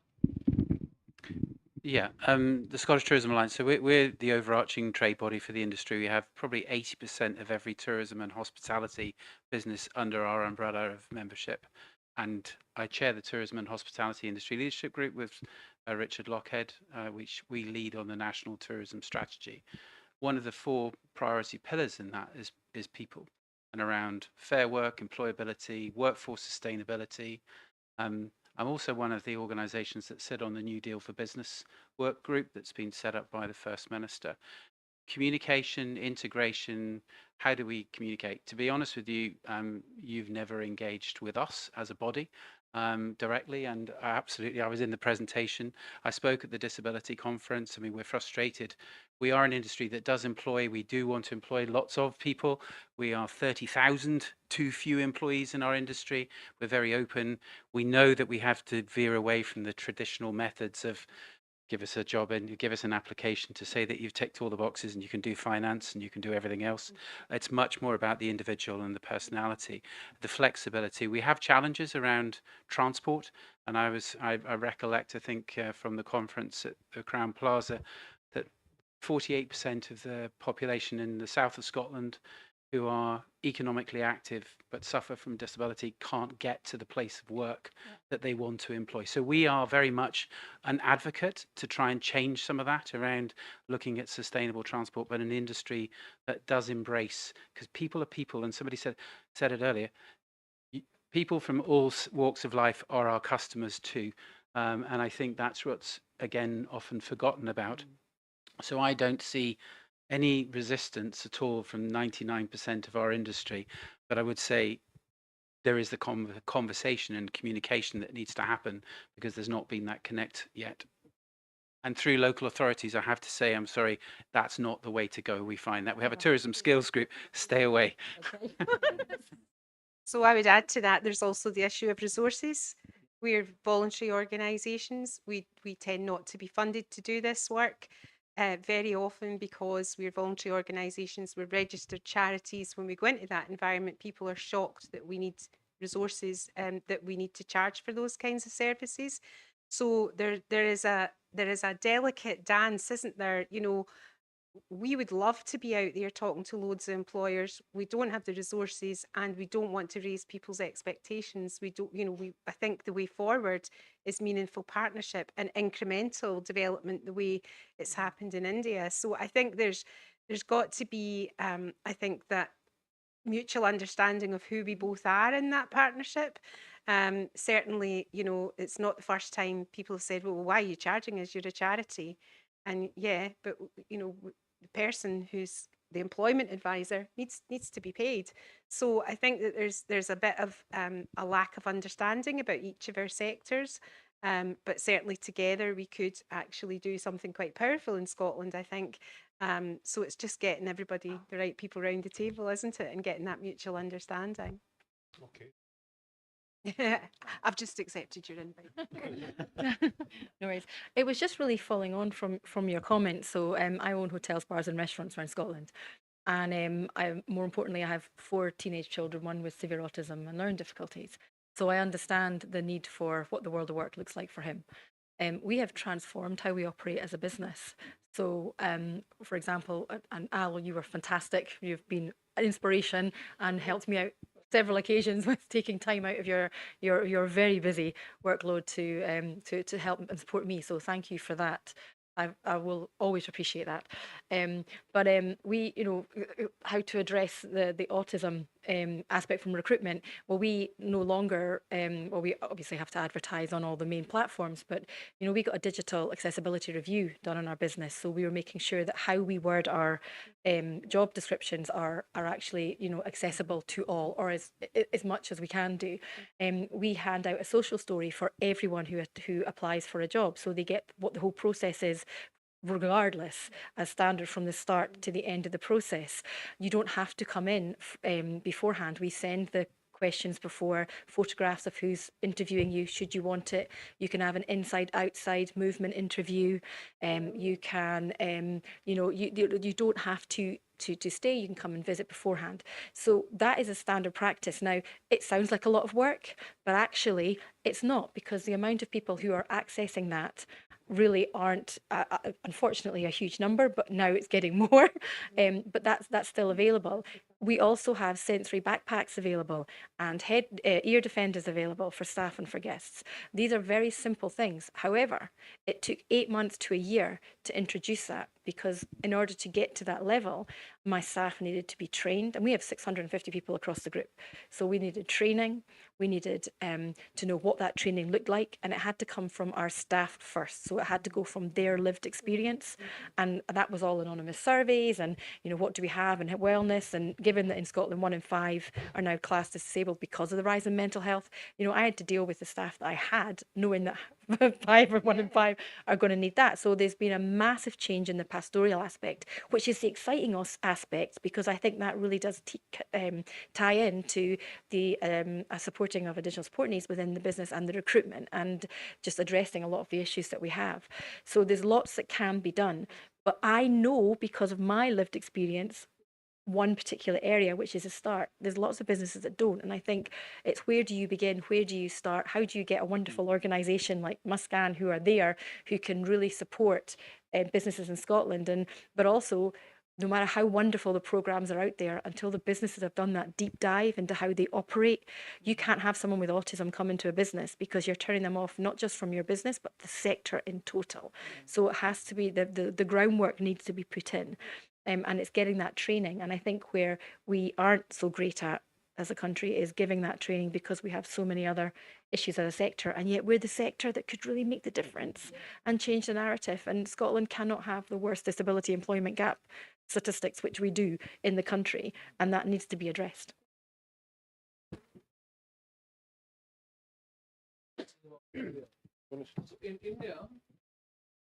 In India, what we've seen is there are these skilling organizations. So there's something called the National Skill Development Corporation. It has set up many councils and many sector skill councils, where there is one for hospitality, one for IT, one for automobile, so on and so forth. And there's a certification involved, and the youth who get trained through that, they can get a job with that certificate. So they've also set up a skill council for persons with disability. And that council now is partnering with those different councils and at their forums trying to talk to the employers, because every council is made up of people belonging to that industry. Like you said, if you're talking about tourism and hospitality, there is an audience available at your end to speak to. And if we can go and create awareness and sensitization over there, you'll open a door. So I appreciate what you're saying about the funding piece. My guess is that if there is any financial and feasible way to at least conduct one sensitization per such association, this is an association regarding hospitality, there'll be one for banking, there'll be one for automobile, one for IT, so on and so forth. If you could make 5 or 6, maybe 2, 3 of your organizations could come together, and if you could make 5 or 6 such presentations, so to speak, get those folks to hear, and then they'll come to you. And obviously at that time, when you have to give advice, job mapping, all of that, you can have your charges or whatever is required and take it forward. My point is how to just make the two worlds come together. Even in India, it took an effort for us to do that. So I am part of the Skill Council for Persons with Disability. I am one of the council members. So I am part of this process of going and speaking. So as an employer, I tell the council, you tell me, I will go to that place and that forum and I will speak. That is the thought I have. And if you could get 1 or 2 employers to join you in this process, it'll really make it easy. Because if the doors won't open, there'll be no dialogue, there'll be nothing. Just think about that a bit. I don't know how it'll work in this country, but just, is there an opportunity? Also, she's been trying to ask a question back there. Question. Yeah. I'm not going to throw this. I'll come on. Quite loudly, so I don't even need it. It was more kind of just touching on some of the points. So I was going to do a bit of a plug for the charity I actually work for. So I work for DFN Project Search. We work in partnership with councils, businesses and schools to run an academic long supported internship inside a host business. And I know some of the colleagues in the room will know about us. But someone asked, where do you find these people? So although it's a very small scale, because our programs, we have 2 in Glasgow, they support up to 12 young people, maybe 14. And at the end of the academic year, the programs, the sites, the businesses will run what we call a reverse jobs fair. So businesses will be invited along. And if that's something you might be interested in coming along to, I can give you my business card. But essentially the young people, the interns, they'll have learning disabilities or autism or both. They'll design it, they'll set it up, they'll have kind of boards. This is what I've been doing in the host business for the last 9 months. Here are the skills I have, here are the jobs I'm looking for. And then businesses can come along and meet the young people in that really, low stress, really quite nice environment. And yeah, if you've got vacancies or you're looking to employ someone, then you might actually meet someone that's really well suited.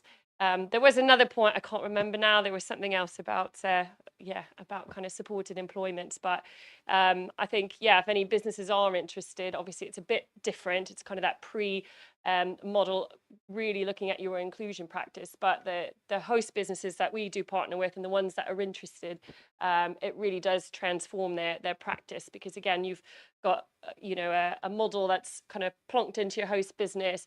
Everything's there for you, and all you have to do is be a part of that journey, and seeing those young people develop and then move into, that's what it was, the outcomes, Al, you asked earlier. So our program, we only look at 16 plus hours. We classify that as a positive destination. It's got to be full-time, it's got to be paid, because these young people, or these individuals, deserve that. They deserve to be able to work Monday through Friday or Tuesday through Saturday or whatever, and get paid just like everyone else. Thank you. Thank you. Now, everybody, that is us at just after 1:30, which is when we said we would stop and go for some lunch. So I don't propose to take any more questions now. There'll be an opportunity outside to have something to eat, have a discussion. We've certainly heard an awful lot today about the need for connections, about partnership. But for me, overall, what we've learned is there's clearly a willingness to look at this in whatever way, shape or form it is. We're not pushing against closed doors here. So it's then we need to give some thought with our partners as to what the next steps are. But I think this has been, from my perspective, hugely successful morning, really interesting discussion. I now just invite you all to go out and have a bite to eat and a conversation. Thank you.